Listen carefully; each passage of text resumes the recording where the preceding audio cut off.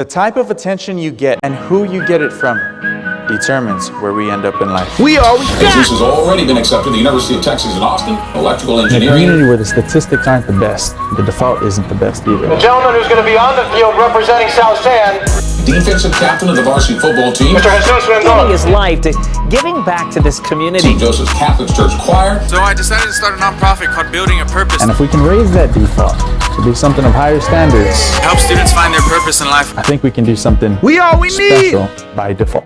Welcome to the Jesus Rendon podcast, where we talk about life, purpose, and God. Our next guest here is Miss Barnett, who was my English teacher back in the day. She is a licensed therapist, was an educator for South San ISD for many, many years, and many of the students who went through her program, the SAT test prep and the scholarship writing class, would attribute a lot of their success in their scholarship career. So, without further ado, Miss Barnett, thank you so much for coming on. Glad to be here, Jesus. So how's life? The last time I saw you, you came out to our parade that we had for Building a Purpose. Yeah. And I know Lots you. of fun. It was awesome. We got a lot of people together. Mm-hmm. And it was good to see familiar faces. We saw you. Did you get a chance to talk to Mr. Hinojosa? No, You didn't I see him? heard he was there, but I looked around, but I never saw him.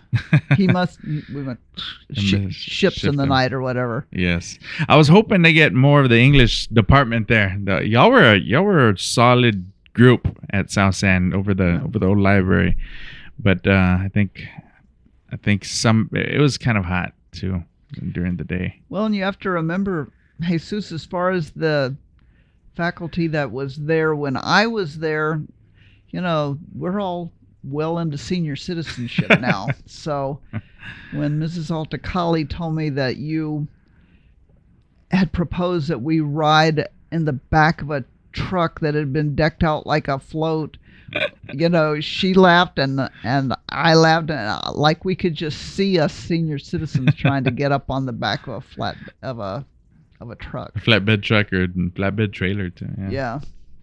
So. No, well, I'm glad you made it out. I know it was a little bit of a hike from where we told everybody to park, but it was good to see you and see Miss Altacali. Y'all are very active. You still travel a lot too. Yes, my husband and I have traveled a lot, both before COVID and after COVID. But we're slowing it down now. Oh yeah? Yeah. How come? Well, again, because of our age, for one thing. We're still going to do a lot of trips in America. Mm-hmm. And there's a lot of national parks we want to see, and thinking about doing some, maybe going to some mountain retreat type places. Mm-hmm. And of course, we go visit our children in New York and California multiple times a year. So I would say we'll still be traveling. Right. But I don't think we're going to do any more overseas trips. Okay. So what's new? What's new since we last talked? Since we last talked, well, you know that my new granddaughter is new. I mean, she was... As new as it gets. Yeah, she was born about a month ago, and that's my second grandchild, so that is new and exciting. What else is new? I would say just that we are trying to plan out our next year. My husband and I, we usually kind of do that. We usually will, at the end of a summer, we'll plan for what we want to do for the next year. So right now we're looking at national parks and some other, we're at that age where we like to have a vacation that is a combination of relaxing in a beautiful setting, but also doing some nature-y type walks and so forth. And so that's new.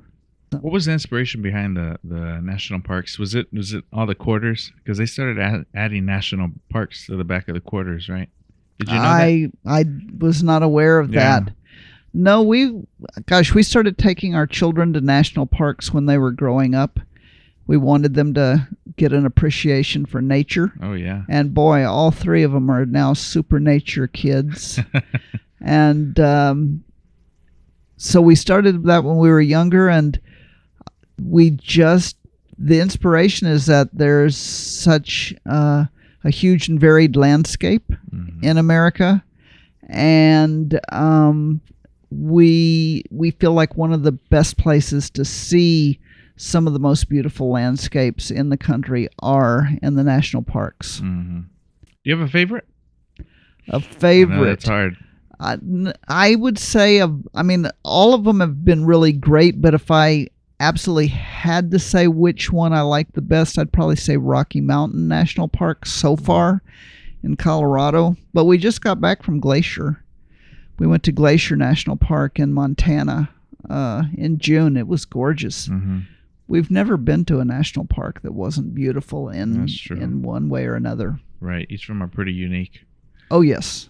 They've got their own touch from Mother Nature herself, huh? Yeah. Why Rocky Mountain? What was so majestic about it?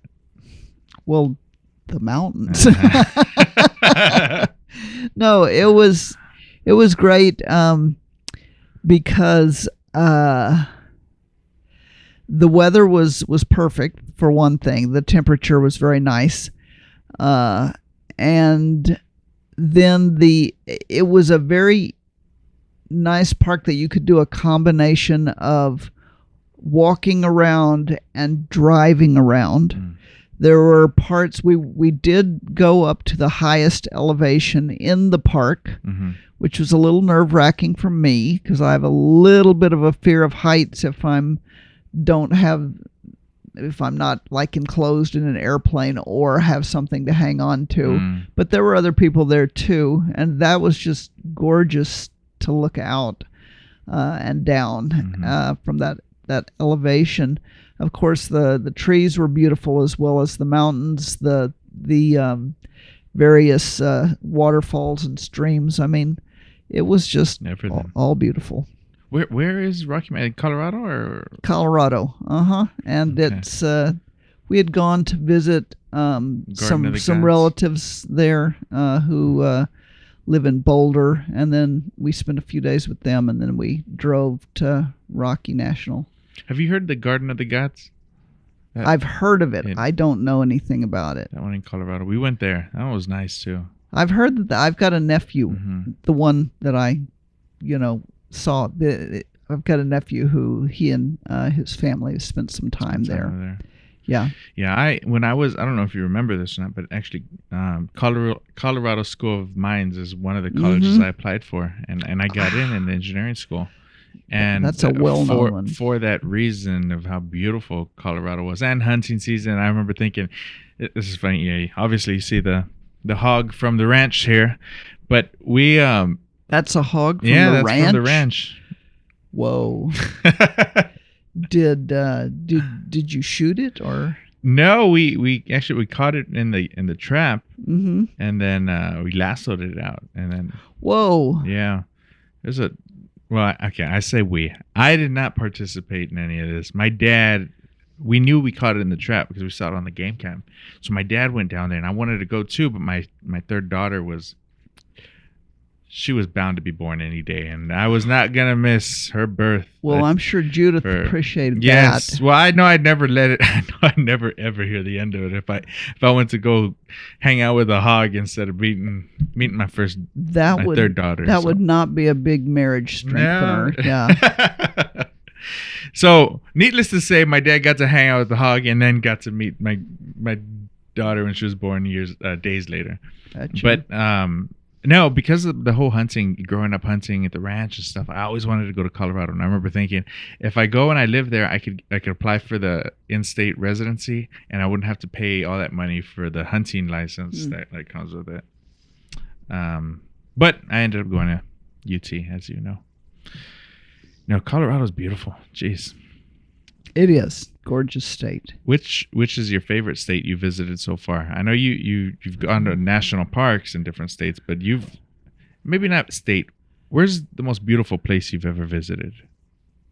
That would be a challenge too, Jesus, to answer because we've been to a number of national parks and they were each beautiful in a different way.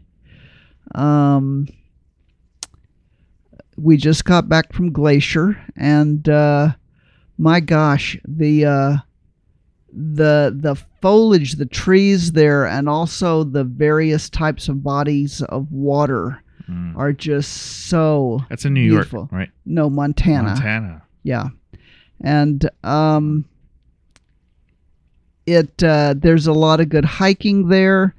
But we also took a bus tour, a small tourist bus that had like 20 people on it, on a thing called the Going to the Sun Road, which is the most famous thing in Glacier National Park because it's a road that covers a whole lot of the park and a lot of different types of things on the park. And the guide was fantastic. He was from the Blackfoot Indian tribe, and he knew all kinds of history and stories.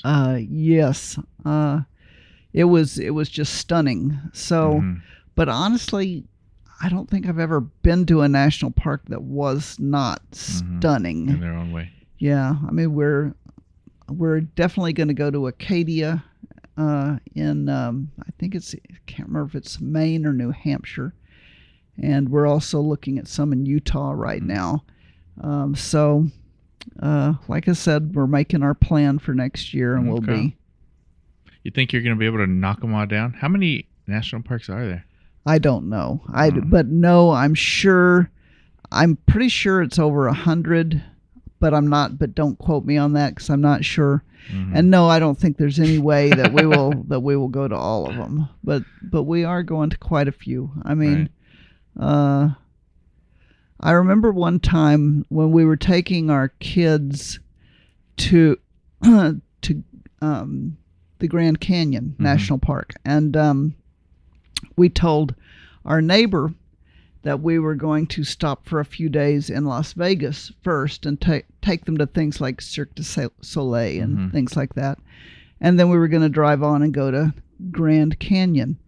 And he said, well, that should be quite the contrast between what man has created and what God has created. And I thought that was a very interesting way to look at it. And it was... the Grand Canyon is also stunning. Oh yeah. So that's majestic. I mean wow. You look down there, it's just.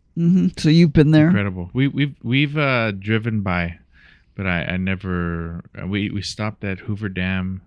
That also, that's pretty majestic for man-made itself. You know, another pretty place in America that we saw was we did a boat cruise in the Pacific Northwest. And that really took in some gorgeous scenery of various kinds. So, yeah. So. Okay.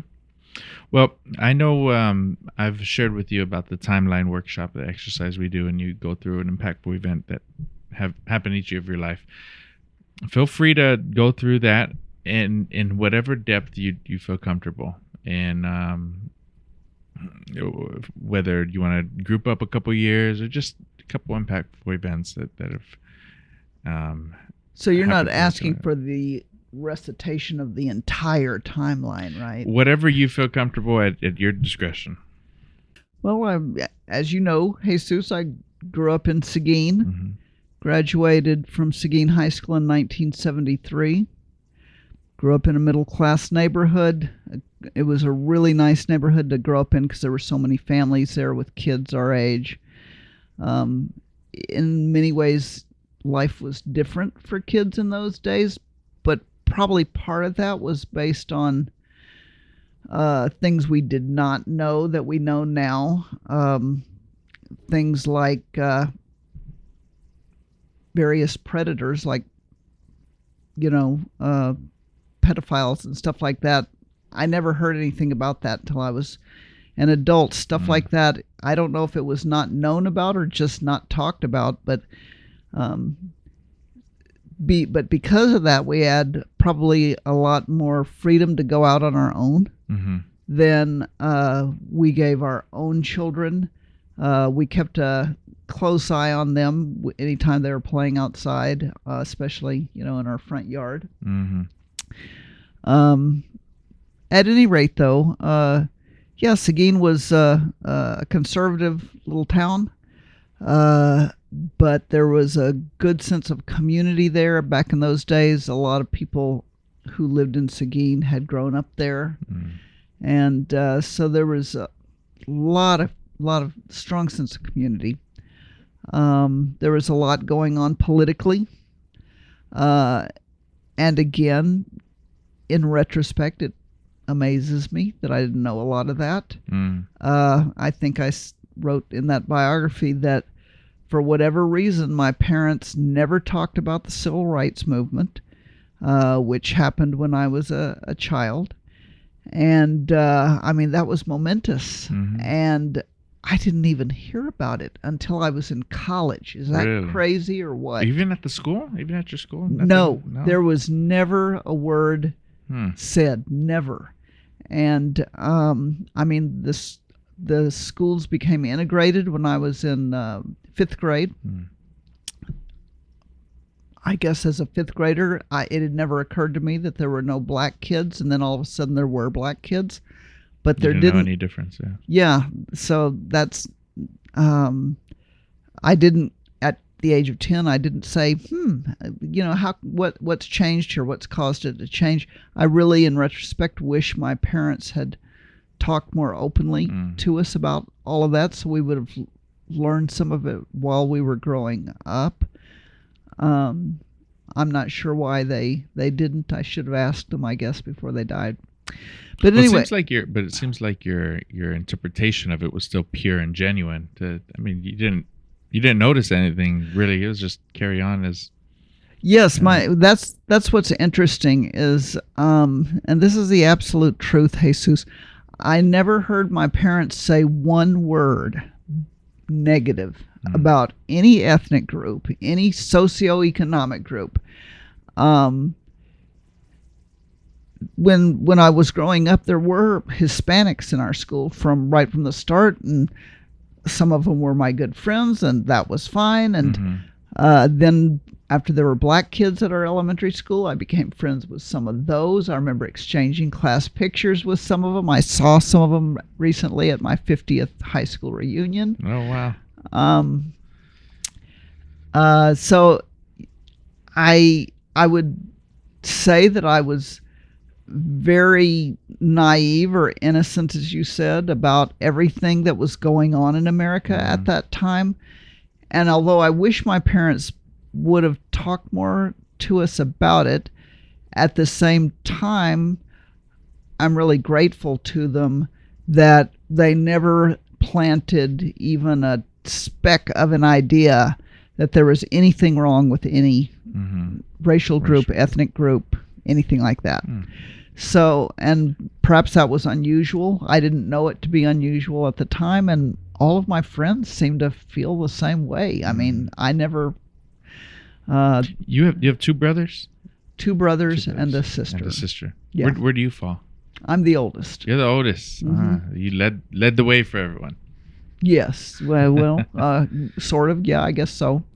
But anyway, and also the Vietnam War was going on, and that I was more aware of. That was began when I was freshman or so.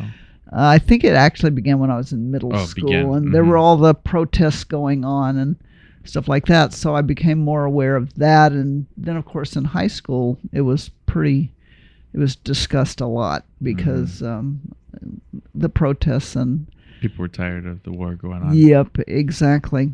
Anyway, so I went to Trinity, as you know. Went there because of their drama department. At that time, Trinity's drama department was actually considered one of the best in the country. It is not that anymore. I don't know why, but it's over the decades, it's become more just sort of I'm not even sure they have a theater major anymore. They'd still put on plays, but anyway, that was a very and then I also did English as my other teaching field. We had to have two, And there were so many speech requirements from being a theater major. I did that as well. Got certified. Loved Trinity. Trinity is a fantastic college. Beautiful campus. It was a fantastic college then, and it's even more incredible now. It was an intense 4 years because the theater kids were pretty much required to live at the theater. And I mean 7 days a week. And I mean late into the night on weekends. And on weekdays, we typically did not get out of the theater until 10 or 11 at night, believe it or not. Then I went back to my dorm room and worked on homework for other classes and the theater classes until, not unusual at all, 3 or 4 in the morning. But I bet you experienced something similar in your own college education. That seems the demand of the instruction. Yes, exactly. So that was a fun 4 years. Well, fun. It was fun in many ways, and there were some super talented people there. Some of whom were aiming for professional theater. I always intended to teach. I think I mentioned that I felt quite inspired by my own high school drama teacher. And she and I remained close until her death a few years ago. Really? Was she from Seguin too? Yes. No way. Well, she didn't grow up there, but somehow she and her husband landed there when she there. was a youngish woman with kids and so forth. And we had an amazing high school drama department, and then I went to a college with an amazing drama program. So anyway, I really liked Trinity. I was perpetually exhausted, but I mean, you weren't sleeping. Exactly. Jeez. Yeah. So you said some of your friends went off to go and took it really serious. Did they come out in any Main Street Broadway shows or anything? Let me think. I mean, a lot of them did stay with acting. Some of them landed roles on soap operas. I remember watching a girl that had been a grade or two below me. I actually, back in those days, we used VCRs to videotape shows, and I was at work, so, obviously I couldn't watch this soap opera at work, but I would videotape it just to see her on there.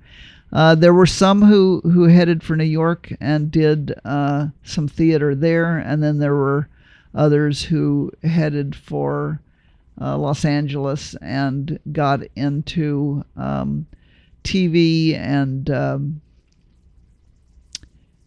I don't remember any of them ever being in movies. I do remember several who got on a TV.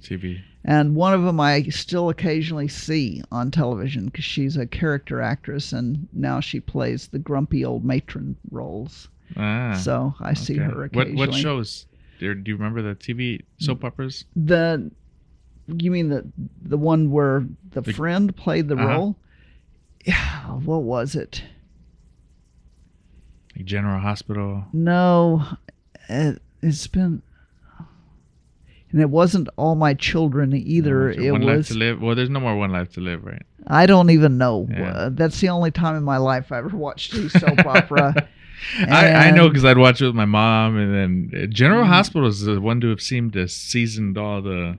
Gotcha. And immersed. I remember it was that guy Todd. You don't know if you know Todd. Todd used to be from One Life to Live, and then they brought him over and they named him Todd in General Hospital. I never watched that one. No. Yeah. I cannot remember. All My Children. Yeah. It wasn't All My Children though. That was the famous one when I was growing up. It wasn't Cheers. Cheers, that wasn't a soap opera. No, it was not a soap opera, but a TV show, right? A sitcom. Yeah. I mean, I loved Cheers. Everybody from my generation loved Cheers, but that was an evening show, and it wasn't a soap opera. And I just can't put my finger on what that soap opera was where I tuned in to see that girl who I was friends with in college. But Did you play in any? What plays did you were you in cast or actress, or were you in the back? Sometimes I was in the plays, and sometimes I was. Well, in fact, one of the things that was unusual about Trinity is they felt like the best way to learn about theater was to do every aspect of theater. That's good. So certainly I auditioned for some of the shows, and in some of them I had small parts, and some of them I had bigger parts. But along with that, I also had to do like work up on set crew for a semester, and on the lighting crew for a semester, and on the sound crew for a semester, and on the costume crew. That was my least favorite. I did not like being on the costume crew. And then there was a semester where you did stage managing. That was really interesting to me, and I think... What is that? The stage manager is sort of like the director's assistant. The director will say things like, like, for example, real typically, as a director sits and sees things going on stage that he or she wants an actor to make an adjustment, sometimes they'll stop the actor right there and say, try it this way, or I need more visible anger for that scene, or something like that. But other times and especially the further it gets into rehearsals, they don't want to constantly interrupt, and so they will have the stage manager will take notes. The director will lean over and say, more anger from Jane in the scene with her mother, or something like that, and the stage manager writes it down, and notes about how the lighting needs to change, or this or that. But also the stage manager for the final, when the show is finally put on, is in charge of doing things like checking to make sure all the lights were working, having a light check, having a sound cues check, making sure that everybody knows what set pieces need to be moved when, and it's a very interesting job, and was probably one of the things that solidified my interest in teaching high school theater, because I just found the whole process of beginning with just a script in your hand and then making it come alive on a stage. I mean, if you've never been in a play, there's all kinds of things you do to make that play happen. Oh yeah. Yeah. No, that's crazy. I mean, when you explain it, it sounds a lot more simple, but just hearing it sounds like such a broad role to do. Stage manager, yeah. Stage manager, oh yeah, it is. It's a big responsibility. And by the way, there are a couple of two of my, well, actually I can think of 3 now and 4 now.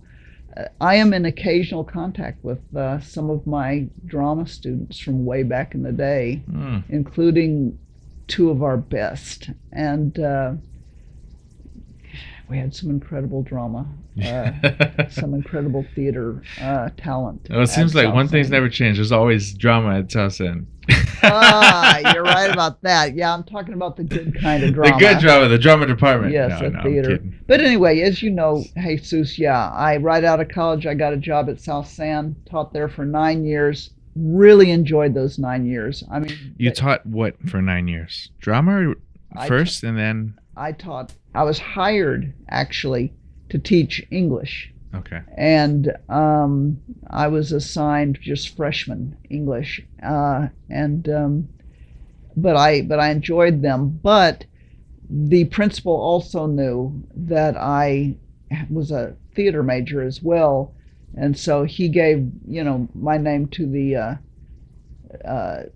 drama teacher there, who made a beeline to say, hey, I would love to have you work with me on the shows. And once he saw that I definitely knew what I was doing, then he asked me to direct a show once a year and I was very good at coaching acting, believe it or not. Mm-hmm. And so he also asked me to take notes and give acting tips to even the shows that he himself was directing. His real forte was technical theater. He came up with some brilliant sets and great lighting production and stuff like that. Mm-hmm. And so we ended up working What was his name? Leroy Garcia. Leroy Garcia. And we ended up working really well together as a team. And then another teacher from the history department, his name was Bruce Logan. He's no longer with us. He's died. He decided he wanted to start a speech team. And so he did that. He decided he wanted to start a speech team. And so he asked Leroy and me and another history teacher if we would co-sponsor. And we, not to our credit, we had some doubts whether or not he could really make this fly. Mm-hmm. But wow, he did. He somehow, he, right from the first year, Jesus, all the best kids, the best in terms of strong academics and strong ambitions, were instantly captivated by the idea of a speech team. Mm-hmm. And as I wrote in my biographical info, speech teams were a huge thing at high schools in those days, and I'm really sorry they no longer are. I was gonna ask why, because I've talked to multiple people that have talked about the speech team and all other schools having it. What happened? Do you know? I don't know, Jesus, because I was, I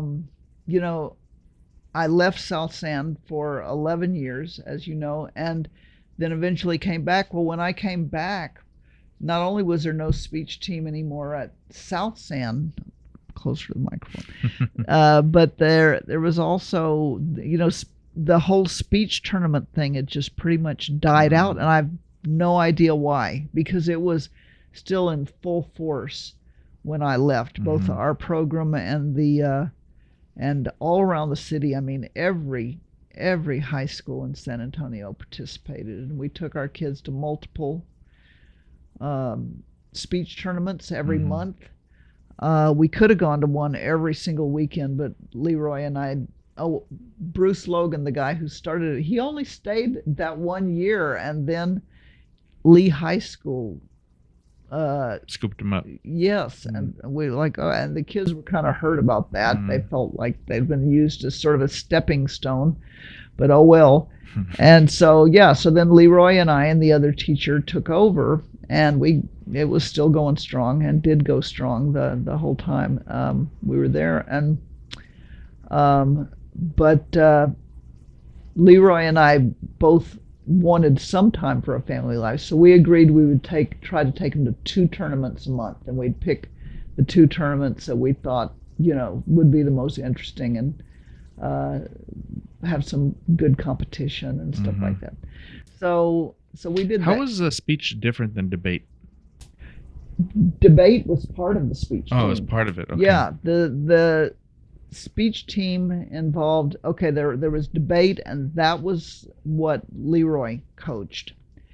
There was also extemporaneous speaking, original oration. Oh, and there was both individual debate and Lincoln Douglas debate, which was a team debating another team, if I recall correctly. I think that was what it was called. But at any rate, how did the South End kids do compared to other kids? They did well. That was one of the most amazing things, was from our first year. The kids just stepped up, and luckily all of us knew what we were doing as far as coaching them in that area, and they did well in the debate, and they did not seem to be deterred by the fact that you had to do so much preparation for the debates, because every year there was one debate topic, and they debated that topic all year, but they had to be prepared to debate on either side of that topic. And it was just amazing that the kids, that meant a lot of homework.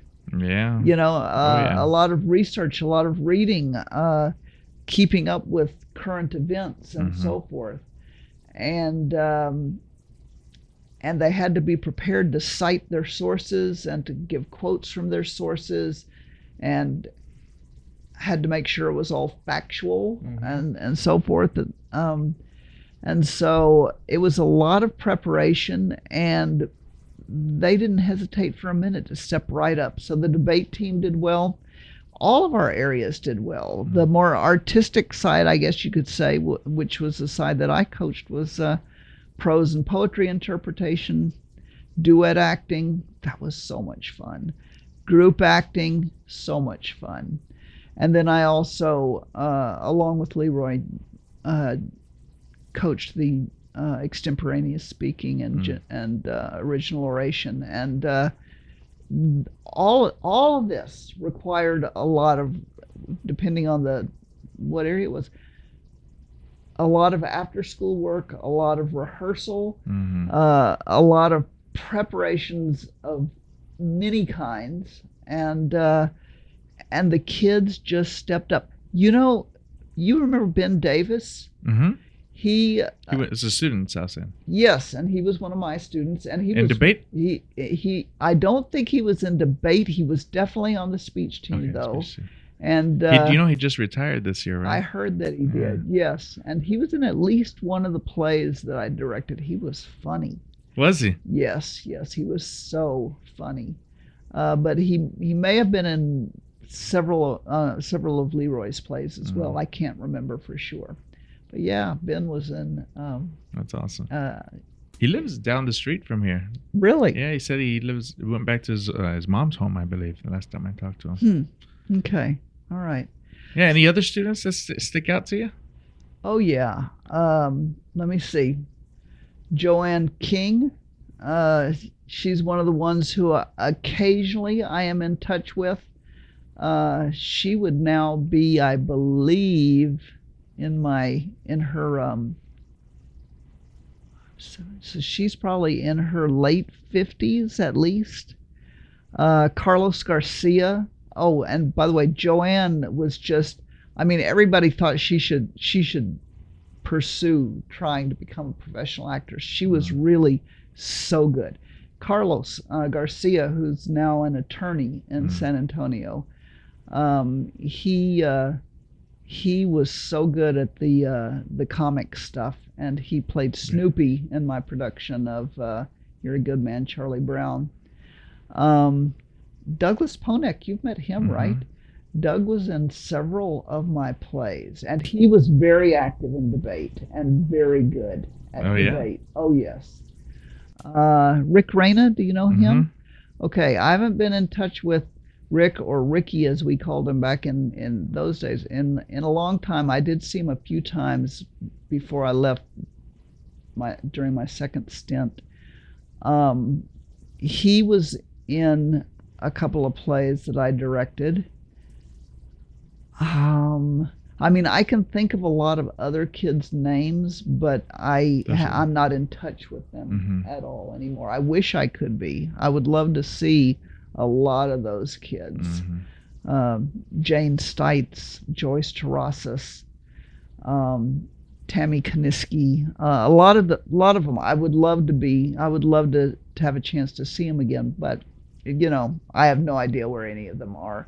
Right. Regina Wilson and her brother, Captain Wilson. And yeah, that was actually his first name. Captain. His name was Captain, yes. A lot of people called him Cap, but yes, he played the lead in one of my plays. James Torrey, the three Villalobos sisters, all three of them, Kathy, Connie, and Katerina, I think, was the third one. And they were all three in plays that I directed. Cruz. What? Cruz? Villalobos was their last name. We called them the Villalobi. sometimes, because there were those 3 Villalobos sisters, all 3 very smart, very good in those plays. So yeah, I can remember a lot of their names, but I don't know where most of them are. So Yeah. I'm like I said, in an occasional touch with a few of them, but most, they go on with their lives, and so do we. So. Oh yeah. No, but it's amazing just how many students that pass through your instruction, and you've left a big part on a lot of them, because like you mentioned, a lot of the students whose names you've thrown out there, they still remember you, and they still have, oh yeah, I remember in drama, and there's pictures in the yearbook, and oh yeah, and I've always found it interesting though how I've seen that correlation in debate and attorneys. And there's a solid group of attorneys in San Antonio who are really powerhouse attorneys, and I think one of the probably the foundational spaces they ever got to express themselves in the field of law was probably through debate and those speech classes that you guys gave up Saturdays for. And I would certainly think it laid part of the groundwork. And yes, Doug Ponek, for example, he was in several of my plays, but he was also very active in debate. Same with Carlos Garcia, same with Rick Reyna. All 3 of them are, last I heard, still attorneys, still active in San Antonio, and all 3 of them were both in plays and in debate, and very, very smart and talented kids, and a lot of fun. So anyway, I did that for 9 years. Got the master's degree in marriage and family therapy, going to school at night because I had an evening program, and it took me 4 years, but I did complete it and then went through the licensure process. And as I said in that thing I wrote up for you, in a 2-week period, I graduated, found out I was pregnant with my first daughter, and turned in, resigned for the next year at South San. I mean, I'd gotten the master's, I'd gotten the licensure, I wanted to try it, And also in that time, earlier on, I met my husband, Byron. How did y'all meet? On a blind date, believe it or not. A blind date? Yes. And the blind date was actually set up by another teacher and her husband at South San. You remember Mrs. Levinson? Miss Levinson set you up on a blind date? No way. Yes. She was my 11th grade English teacher, one of those grades. Well, her husband is an attorney, and he worked in the same office as Byron. And then, of course, Mrs. Levinson and I both taught at South San. In the English department. Yes, and we were good friends. And is she still around? She is. I haven't been in San Antonio, or in San Antonio. I have lost touch with her the last few years, but she is, I believe, still in San Antonio, as far as I know. At any rate, yeah, she and her husband David decided that Byron and I would just be a great match. And I had recently broken up with a boyfriend that I'd been going with for a couple of years, and Byron had recently broke up with a girlfriend he'd been going with, and neither of us were in the least bit interested in doing a blind date. And it took us about 6 weeks to be persuaded by them. And I remember I finally said to Mrs. Levinson, can this guy get a date without it being a blind date? I mean, can he get a date? And she said, yes, he's cute. He's not, and Byron told me that he was expressing the same doubts to David, and so finally we both basically said, fine, I said, fine, give him my phone number. I guess I'll give it a try. And Byron's like, okay, since you insist, we'll give it a shot. And so And so we agreed to meet for lunch at La Fagata, which is still here in town. And we hit it off immediately. And yeah, and after 5 months, he proposed. Jeez, that's Yeah. fast. Yeah, 5 That months. was fast. And I told him, I said, wow, I need time to think about it. And I did. Oh, you didn't say yes I didn't right say away? yes right away because I was so stunned, Jesus. I was so stunned. I mean, we'd only been dating for 5 months, you know? Sure, yeah. And I had just broken up with a guy I'd been dating for 2.5 years. Oh, wow. Okay. And so, anyway, but yeah, he proposed. So how much time did you need after that? I think I thought about it for about a month. And,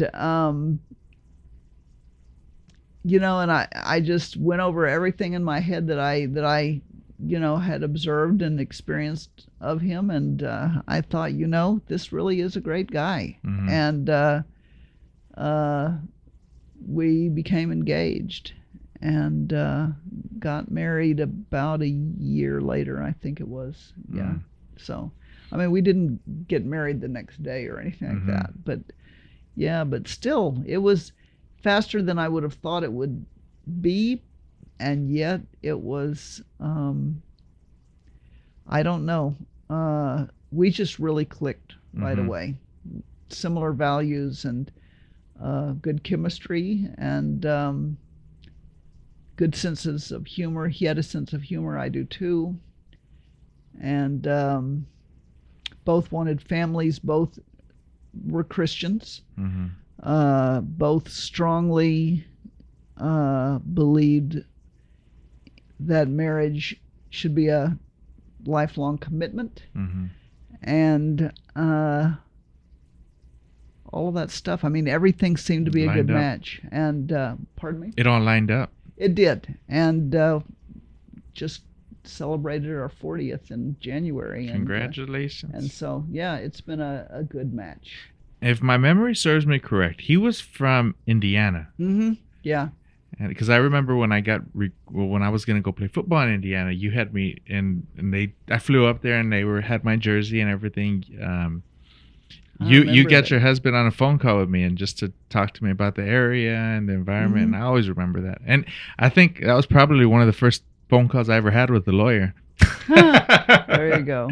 Or at least one of the easiest ones. But and now you've met him. Oh yeah, we've talked and we're friends on Facebook. Yeah. You are. Me and your husband are friends on Facebook. See, I don't even. He has so many friends on Facebook who are more my friends. Some of whom he's never even met, but they friend him, hoping to, you know, see me on there too. And but we don't post a whole lot anymore. He does some. And I've never been on Facebook, so right. Yeah. Miss Levinson, she was Jewish, right? She is Jewish. She is Jewish, yeah.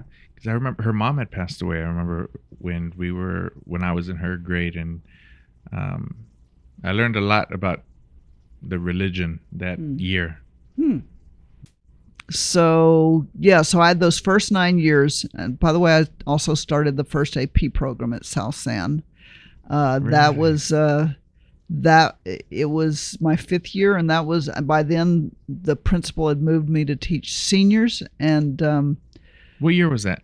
The AP program. That's what I asked Miss Altakali. I was like, let me think.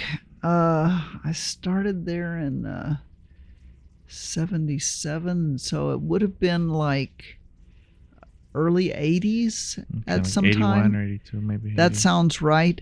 And there may have been AP programs in other parts of the country at that time. I don't know. All I know is someone from the main office approached me and said that advanced placement programs were sort of the new thing, and more high schools were doing them, and would I go through the training and start an AP program at South San. And the training was at Trinity, which was fun. Going back home, huh? Yeah, and so I did that, and yeah, started the first AP class, which I believe Mr. Hinojosa was in one of those classes. Oh, that's awesome. Yeah, so you taught Mr. Hinojosa I too? did, yeah, in senior English.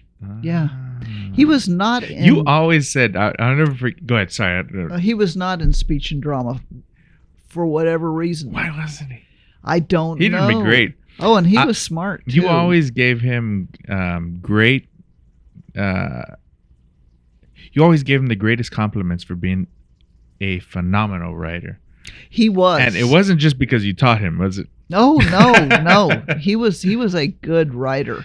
Yeah. For a long time, I still had some of his essays, as well as essays of some of those other people that I named to you, some of those other students. And I think I finally threw them out a few years ago. But yeah. You kept the good ones for a long time. You threw out the bad ones like mine real fast. You're like, come on. Not these. You weren't in my English classes. I wasn't. You were only in my the college prep classes. But at any rate, so yeah, and then I became a therapist, married Byron, became a therapist, did that for 11 years. I was invited right out of grad school to join a group called Psychology Counseling Associates. It was a group of private practitioners. I had to build my own practice by doing things like workshops at various churches and stuff like that, sort of get my name out there. And I also worked for a while at a place for pregnant teenagers. And I also worked at a hospital for compulsive eaters. Now, that was a weird experience because I got a call from somebody I'd never met before, but somebody at St. Mary's had given her my name. She had called St. Mary's looking for, and I said, well, I'm a marriage and family therapist, and compulsive eating is really not an area I've worked in at all. And she said, well, we have a specific program that we want taught, and we will give you all the materials, and as long as you do your homework for it, we would love to give you a try. And I said, okay. And actually, it was a very interesting experience. What hospital? Oh, geez, it was somewhere way, way on the northeast side. Way on the northeast side, real far from my house, like a 40-minute drive. When you said way, like it wasn't way, like Seguin northeast, right? No. It's technically west, right? North is way east. I remember I took Tupperwine Road, I think this was such a long time ago, and I cannot remember the name of the hospital. So I did that for about 4 years. That was interesting, and got quite a few clients from that and so forth. So anyway, I did that for 11 years. But then, like I said, it in the piece I wrote for you, it involved all of the therapy work involved a lot of late afternoon and evenings, and also working on Saturdays. And I just got tired of that schedule. It worked really well for my family for a while until they were all in school. And then... So it was Aaron, and then your son, Daniel. and then Jenna after. So they were all born when you went back to teaching? Yes, they'd all been born, and I think Jenna was entering kindergarten. And so that was when I decided, that's going to put me...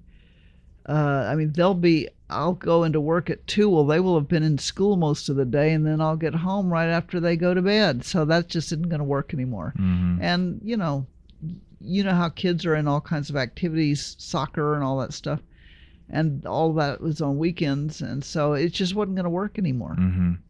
So, should I say the story where I went back to South San that I wrote? Yeah. Okay. So I began thinking about going back to teaching.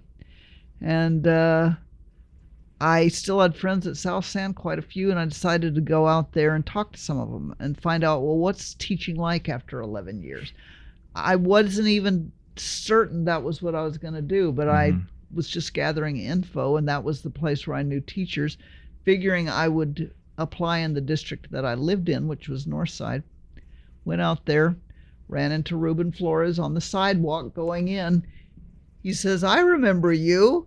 What are you doing here?" And I told him. And he immediately took me back to his office and said, "I want to start an SAT prep program. And I remember you were really good at starting new programs when you were here before." He was a VP back in those days, and now he was the head principal. And he said, "I would love it if you would start an SAT prep program." And I told him I wasn't even sure I was going to go back to teaching. And he said, "Well, think about it. Think about it and let me know." And he told me, he said, "I would basically give you complete control of the program. You would decide how to run the classes. You would decide how to how you would handle the lessons and stuff like that." I said, "Well, would I have to recruit the kids? Because none of them know me from Adam here, and why would they sign up for a class with a total stranger just because she's going out around and saying I might work here, but maybe next year?" And he said, no, I'll take care of that. I'll get the first class going." And I said, "Well, what about the math teacher? Because I sure wasn't any good at math." And he had a teacher doing it for the first year whose name slips my mind now, but then that teacher left. And he said, who would you like to? And I said, "How about Hector Hinojosa? He was my student a long time ago. I've heard he's popular with the kids and is a really good..." He was the people's champion for the kids. I remember always against administration. He was a rebellious one, yes. But at any rate, yeah. And I knew he was a good calculus teacher, and so I figured he'd be good. And so we teamed up, and the first year there were only 18 kids in the class. Their scores went up. Word went around. The next year there were about 50 kids signed up, and there were 2 classes. Believe it or not, Jesus, 1 year 90 kids signed up. Wow. And for that 1 year only, I had to get a couple of other teachers on board. And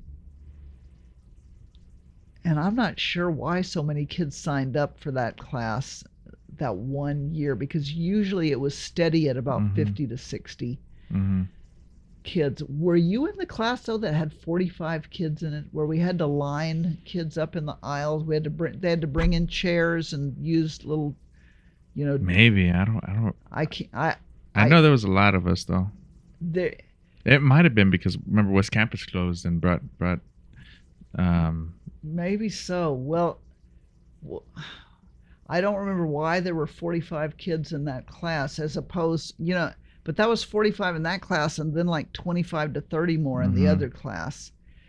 But they really just wanted to keep it to 2 slots, which made sense.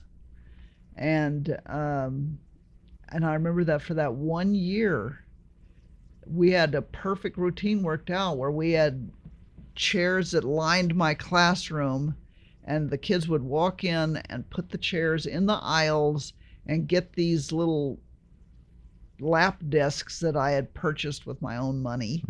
And they worked that way. And your class was absolutely one of my favorites. You remember that you remember that Christmas competition, the door competition? Oh yeah, the Christmas door competition. The scholarship one. Yes, it was. Whoops, sorry. Did I mess it up? You're good. It was scholarship themed and college themed. Y'all worked hard on that for about a month. And we won. And I knew we would win. I knew without a doubt. There was absolutely zero doubt in my mind that y'all would win that contest. And y'all did. So the judges were the principal and I think 2 of the counselors. And so anyway, yeah. But as I wrote up for you, it became obvious. So after that first year that the kids' scores went up and everything, but they still weren't applying to 4-year colleges for the most part. talked to them about why. They said they were intimidated by the whole college application process and had no idea how to get money to go there, because that was before, every high school now has several employees who do nothing but work with kids on stuff like that. Right. But that was not the case, not only at South San, wasn't the case at any school. Any school. And so I went back and talked to Ruben Flores again and said, we need more than just SAT prep. We need a class that starts out as SAT prep, then transitions into college applications, and then transitions into scholarship applications. And he said, go for it. And which I will appreciate forever from him. So will I. And Elda Flores, his wife, also was very supportive of that. So it morphed into that.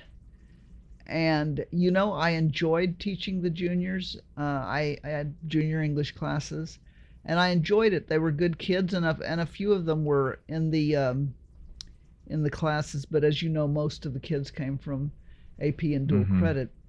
And but honestly, it's sort of like that became my passion that replaced the theater passion, because I specified to Ruben that I did not want to teach drama anymore, because that would because that would just require that I be at rehearsals after school and in weekends. And your kids were growing up. Well, your youngest is my age. She is. We were the same grade. Yeah, don't you remember y'all met? Yes, at the scholarship. No, it was Judith who won. Judith, I did not get the scholarship. It was a valedictorian thing. All them valedictorians getting those scholarships. They didn't let little old me. But yeah, I met her there. You won some, Jesus. I remember that. I did. I got quite a few. So anyway, that became sort of my new passion, because I did specify when Ruben hired me that I did not want to do drama anymore, because I needed to be home with my family after school and in evenings.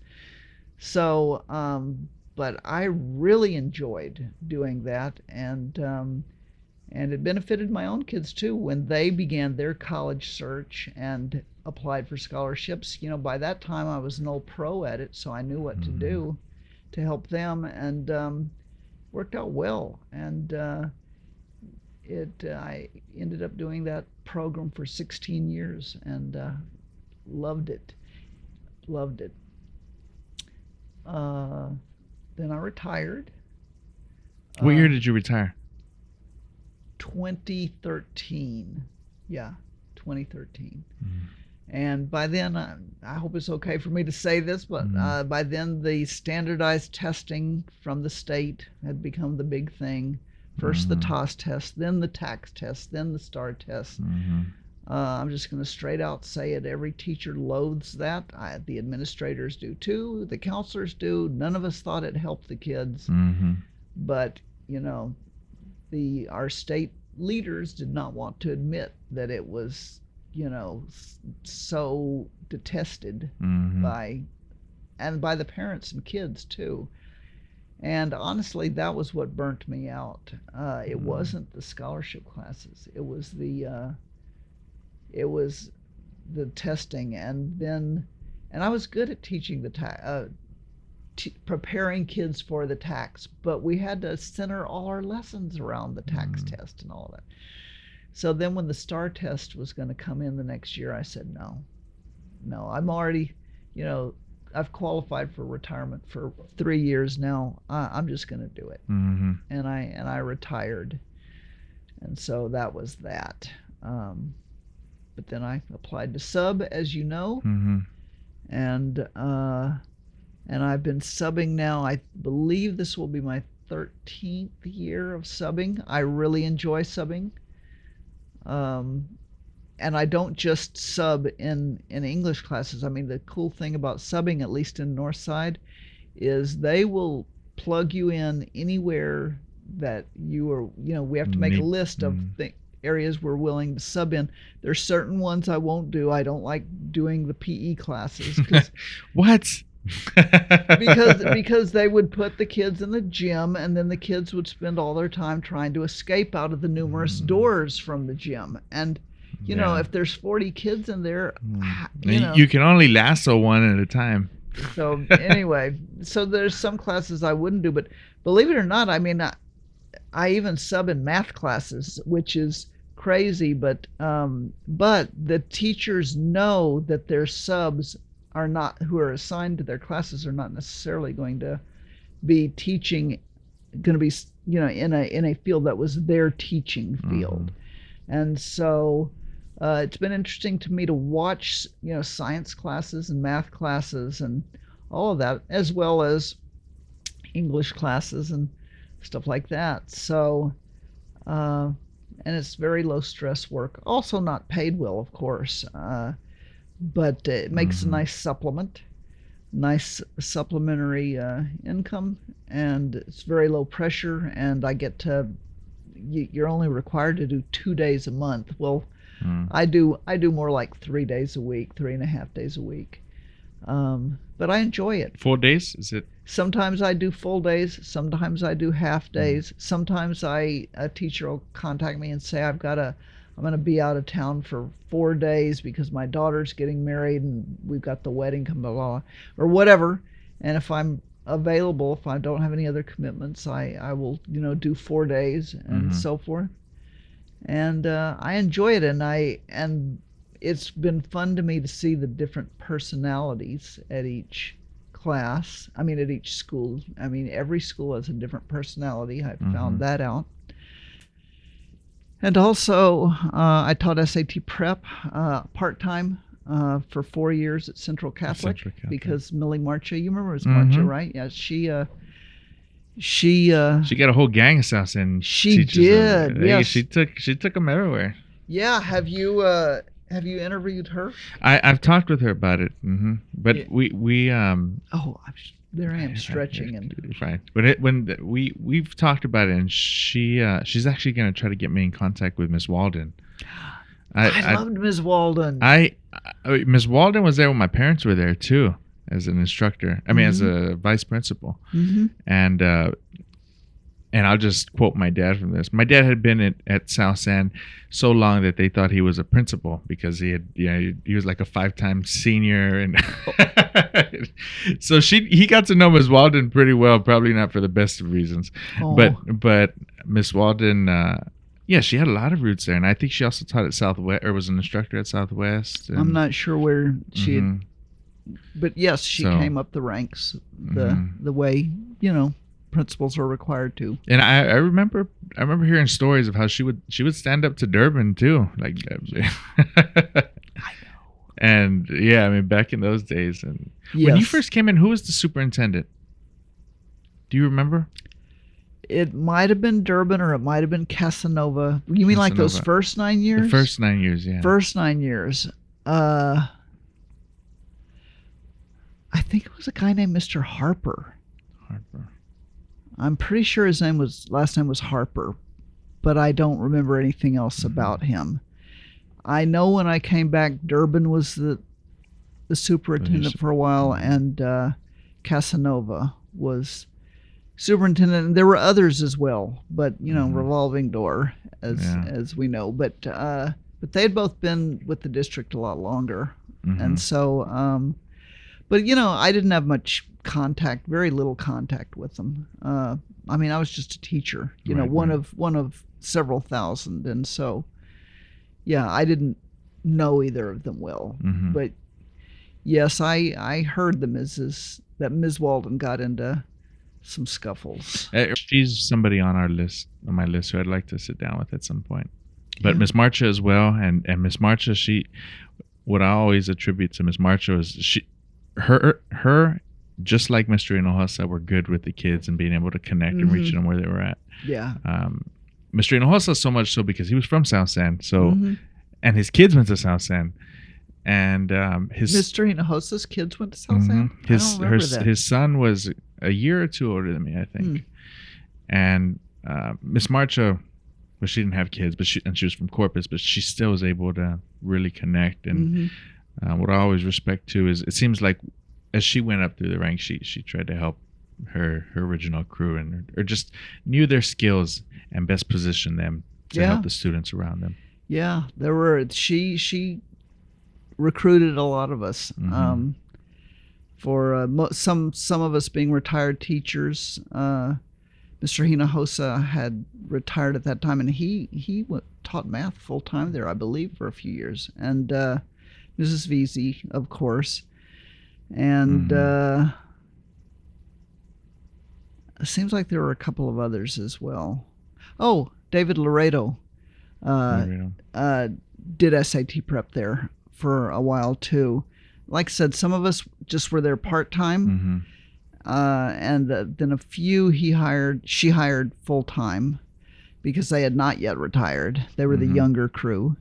So anyway, but yeah, that was a fun experience, and subbing has been a fun experience. And so, yeah, my kids grew up. Your kids are very, very, very smart. They are. That's why we say they were switched at birth. I remember being in your SAT test prep, and we were considered as cream of the crop, right? The kids who were going to go to college and stuff, top 10 or whatever.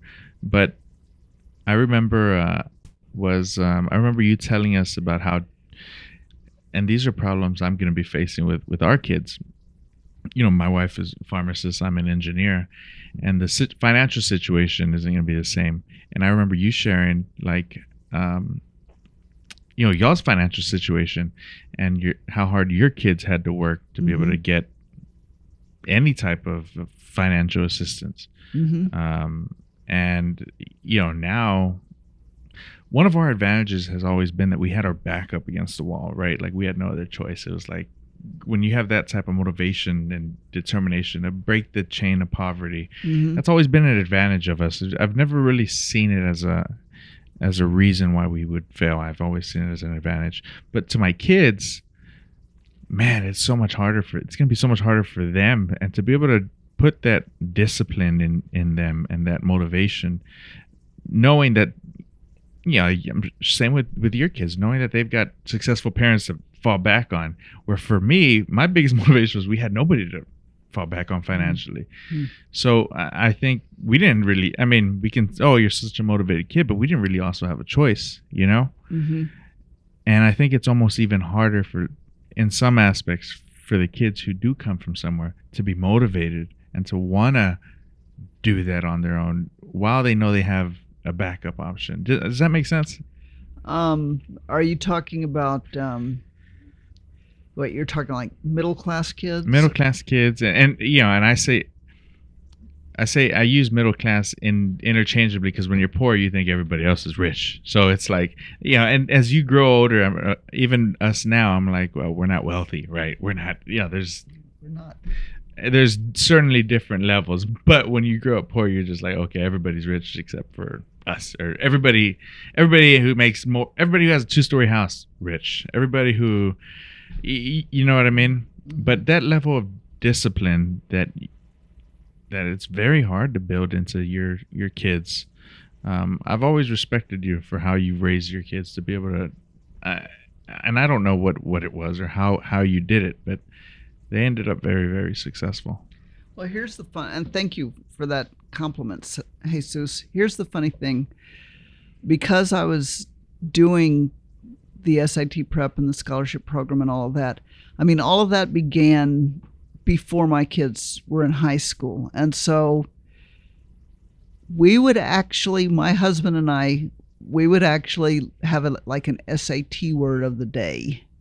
And we would, like, superfluous or paucity or whatever. And we would tell them what it meant, and we would try to incorporate that word into our conversation at the dinner table that night. And then the next night it would be a different word, but we would integrate those words into our conversation. And so from there it went to, as I grew old enough to get some grasp of what I was doing, I would tell them, and my husband too, that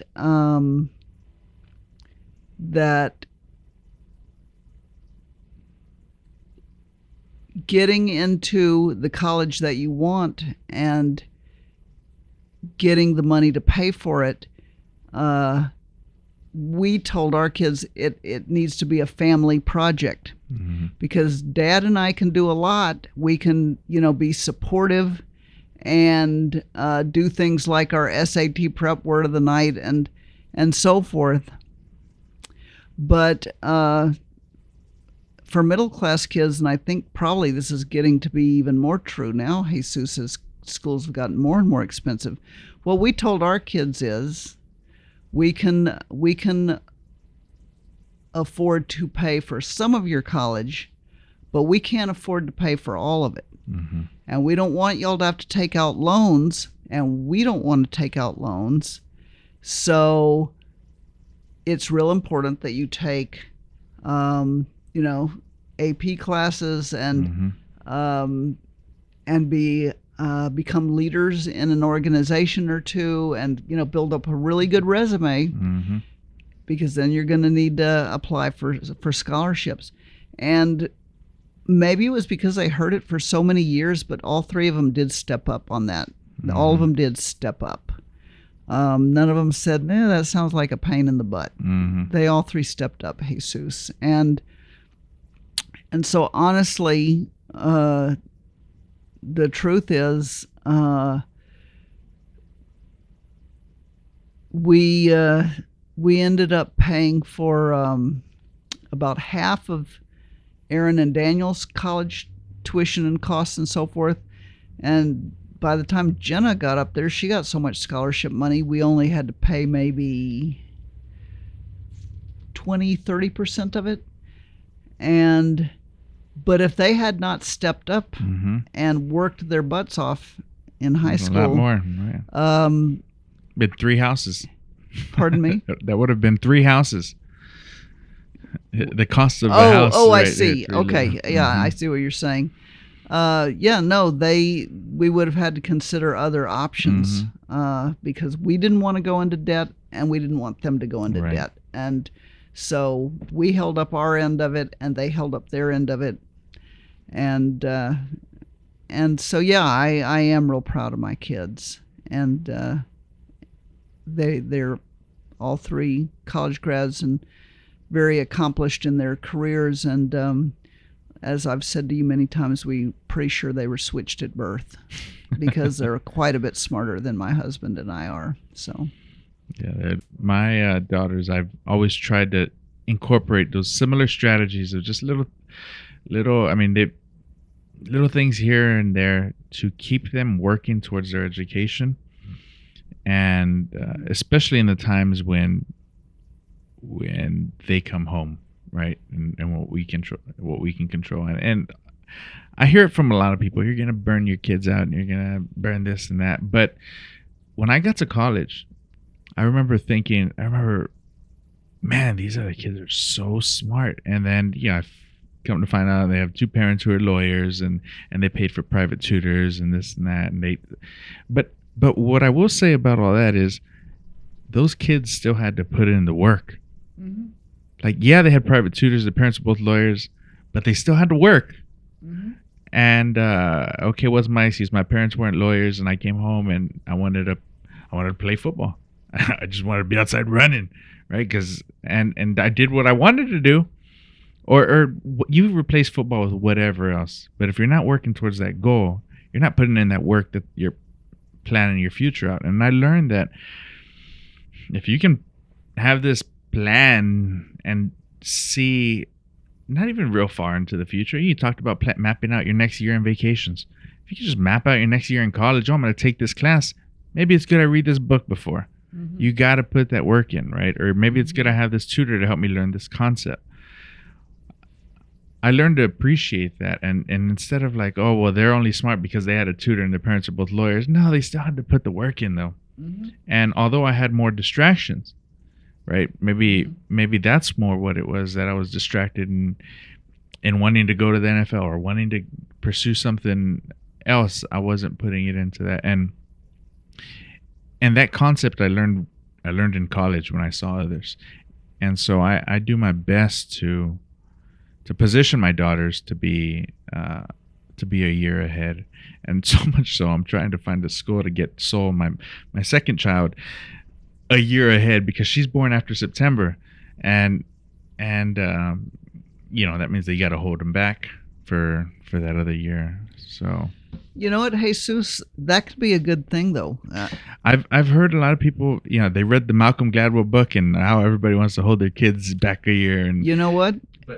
Daniel was a summer baby, and he could have begun kindergarten when he was barely 5, but he was in preschool, same preschool the other 2 kids had been to, and their teachers said, look, academically, he'll be fine, but he's rather small for his age, and at this point, he was still a little bit timid, probably because he was always the smallest kid in his class and so forth. The irony of that is now he's the most extroverted guy ever. But anyway, and they said we would recommend this preschool had a special class for summer kids where it was not kindergarten, but it wasn't preschool either. It was like a bridge class. And we decided to put him in that. And then the next year he began, public school kindergarten. And he was so much more confident a year later. And I have no doubt fit in better because he was no longer the runt of the litter, and stuff like that. So that the fact that your daughter was born in September, that's actually, that could, I understand she's got to be held back for a year. She can't begin. She's born in November. Oh, November. But after September, yeah. Okay. So it's even worse the longer it gets, right, after September. Yeah. But she's an extrovert. She's out there. She loves to run around and play and be social. My wife and I were both summer babies. And I was the smallest, and I think that's hard to believe. Well, I was the smallest until I came of age, right? And most of the football players who were playing football when I was there had flunked, right? And were born a year later, right? Are older. So, but when I was in varsity my sophomore year, I was playing football with 19-year-old. They were already young adults, right? Some of the kids on our football team, and so. If anything, I think it would be a disadvantage in athletics, right, where those are physical, competitive things. And certainly it was tough for me to keep up with the older kids. But I think from an intellectual standpoint, that's why I'm almost like, man, maybe I ought to just homeschool her. But I do see the value in all the overall extracurricular and the full social component, learning systems when you go to school and you're in this bell-to-bell schedule. But I took a detour here talking about getting my daughter into school a little earlier. But I say all those things because I feel like they need to be doing something even after they come home from school. These out-of-time programs, this out-of-time learning, it reminds me of that Mike Tyson quote where he's saying when everybody else is sleeping, he's working, right? Early in the morning to get up and run. And I think when you build that default, the same way you built the SAT test prep question of the day, right, into the kids, they don't know no better. That's just our thing. Those become the values and character traits that you build into your kids that obviously take them farther than anyone else, right? Because those are your secret cheat code moves to help propel them further. Sure. And, in addition to the parents doing their part to the best of their ability, as far as being supportive of their kids' education and encouraging them to strive for a lot and so forth, as I know your parents did. Also, the schools need to be allowed to give the kids a rigorous education. Challenge them.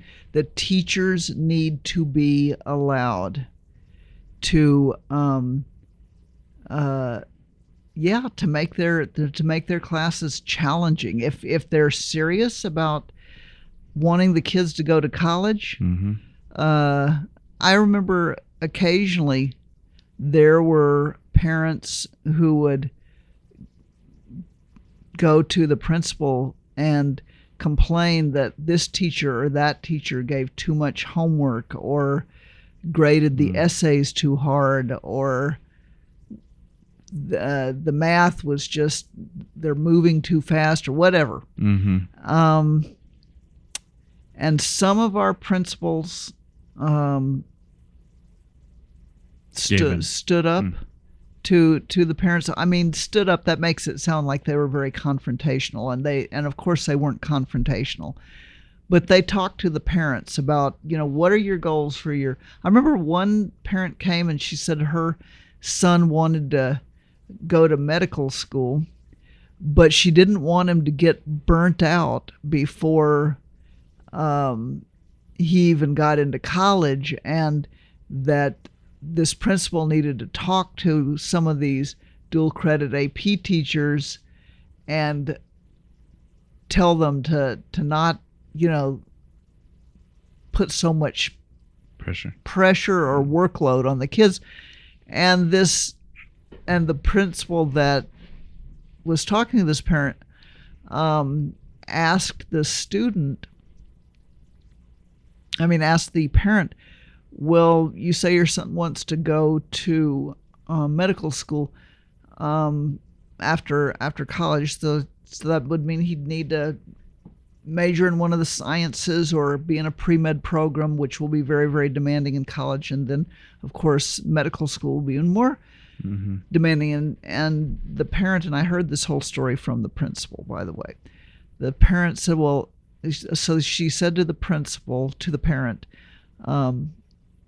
well, tell me, how late does your son typically stay up? How when is it that he wraps his homework up?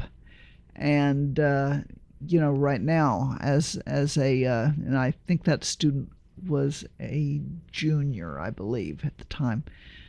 And she said he usually wraps up between 10 and 11 at night.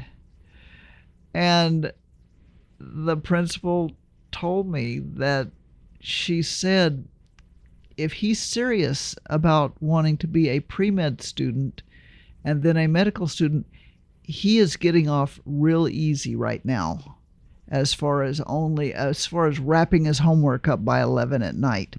I mean, Jesus, I've got to tell you, my kids thought they'd had a good night if they got to go to bed at 2 in the morning. It was very, very, very rigorous at Marshall, at least at that time. I don't know about now, but it was at that time.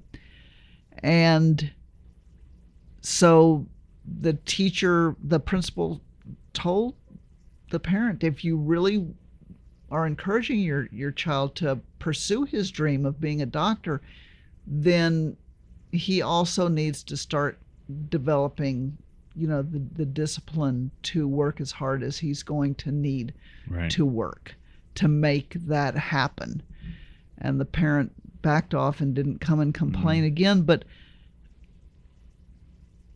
honestly, any parent who wants their child to go to college needs to understand that the teachers need to be able to teach classes with very high standards and a pretty demanding set of expectations if that kid's going to go on to high school.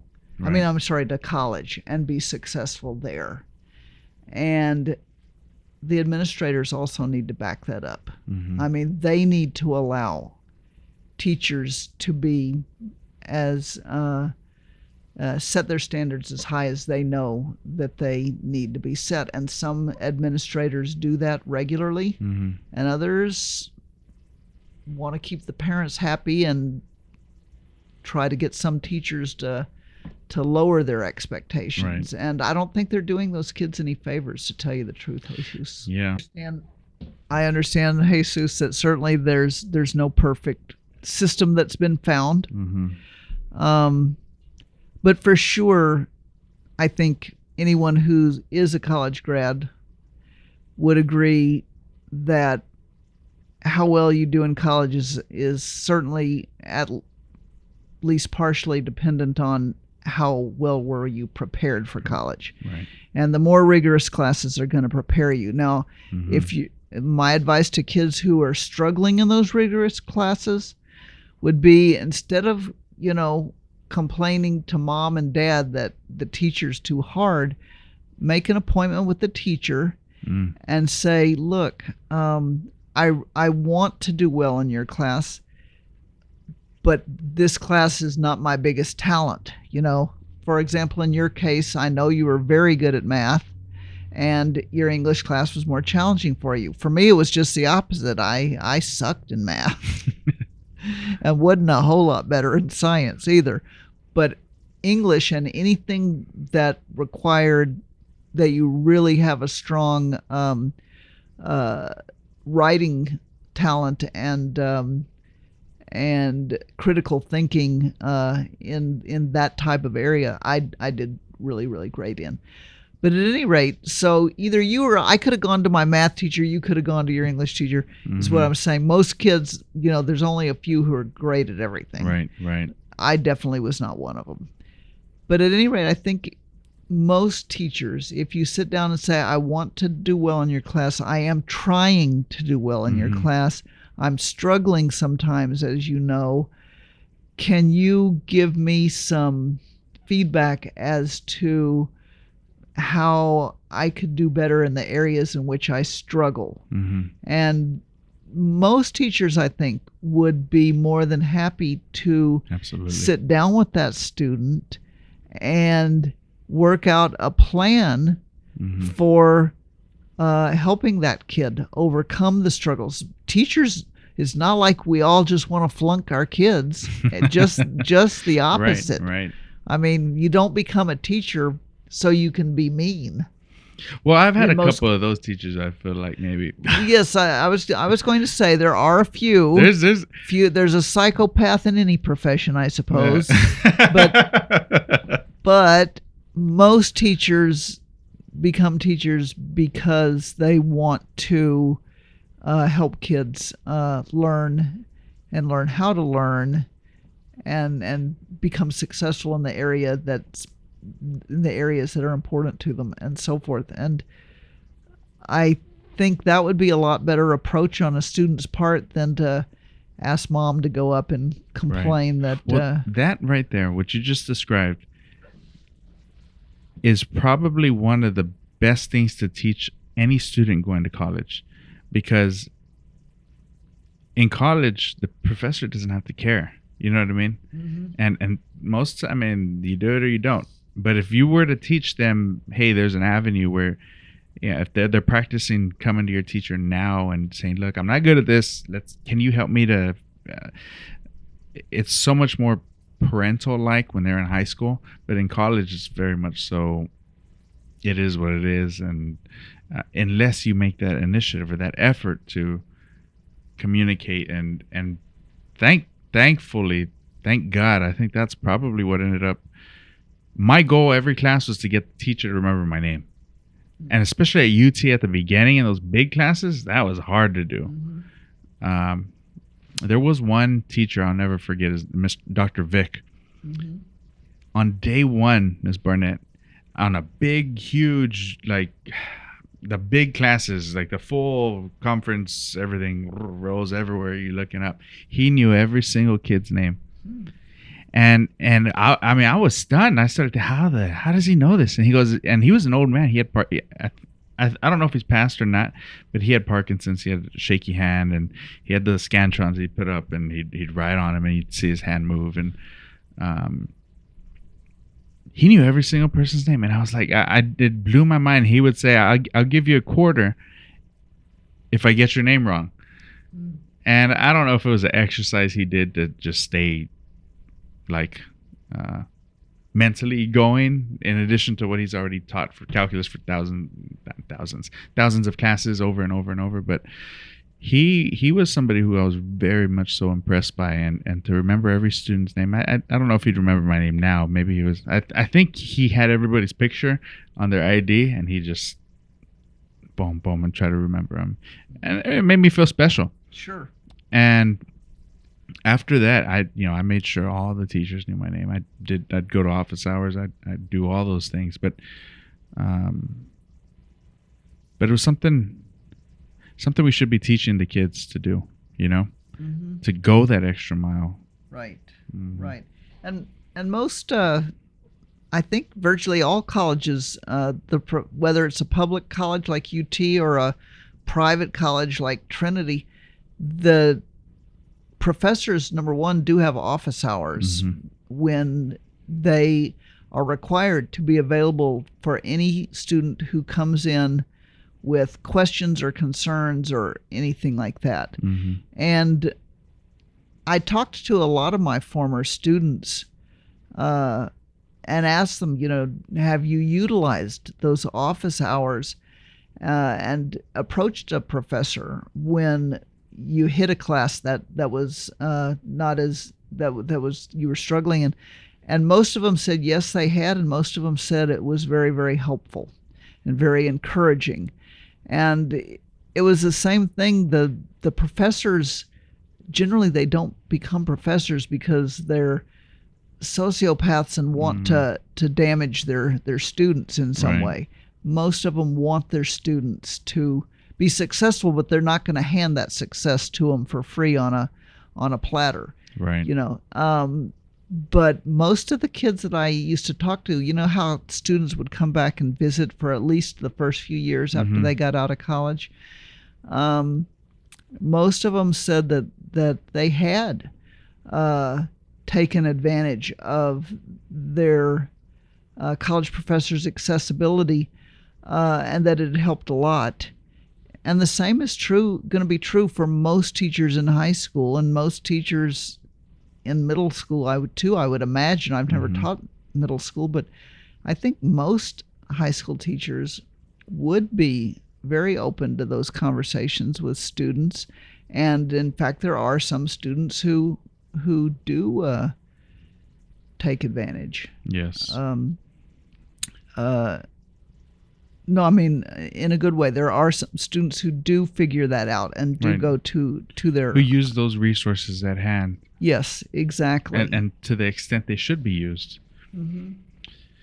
No, I've since I've come into teaching myself at Palo Alto now, going on 2 years, teach for 2 years now. My second what are you year. teaching there? Business. Cool. So marketing, HR, business introduction. The style I've always tried to take up is to reach a student where they're at. And one of my teachers, his name was Dr. Chu.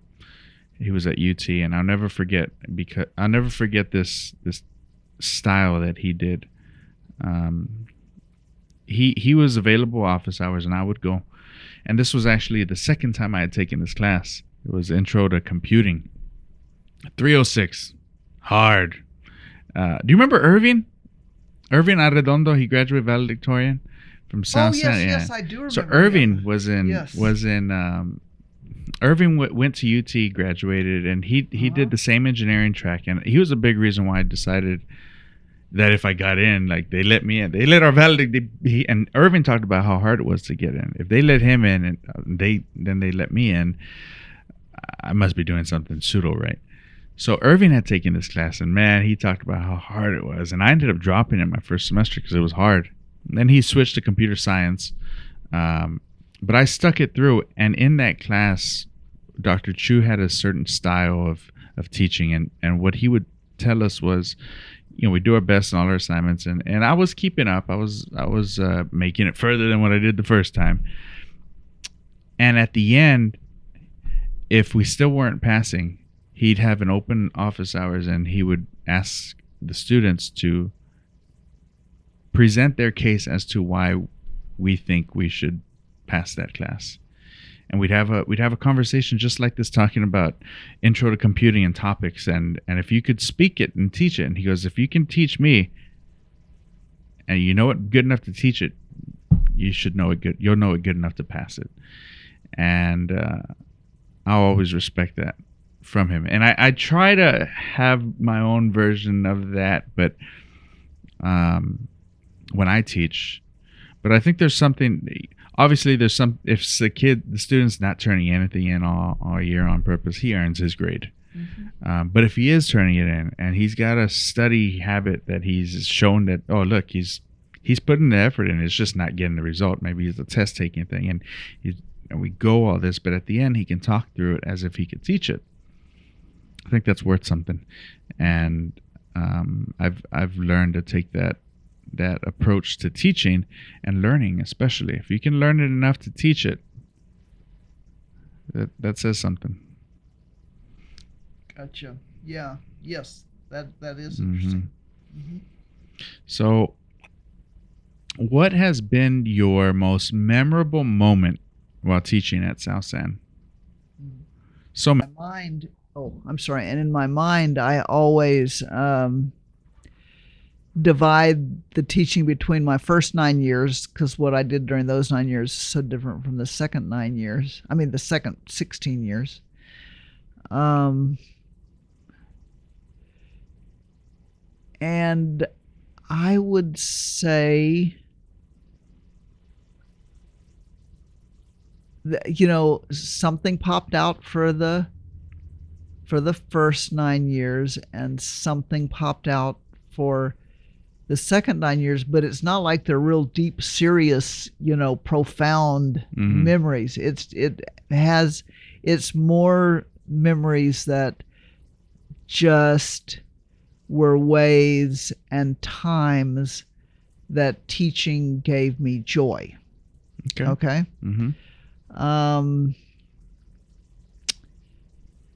And the first 9 years, I told you I directed a play every year, and I also assisted on all the other plays.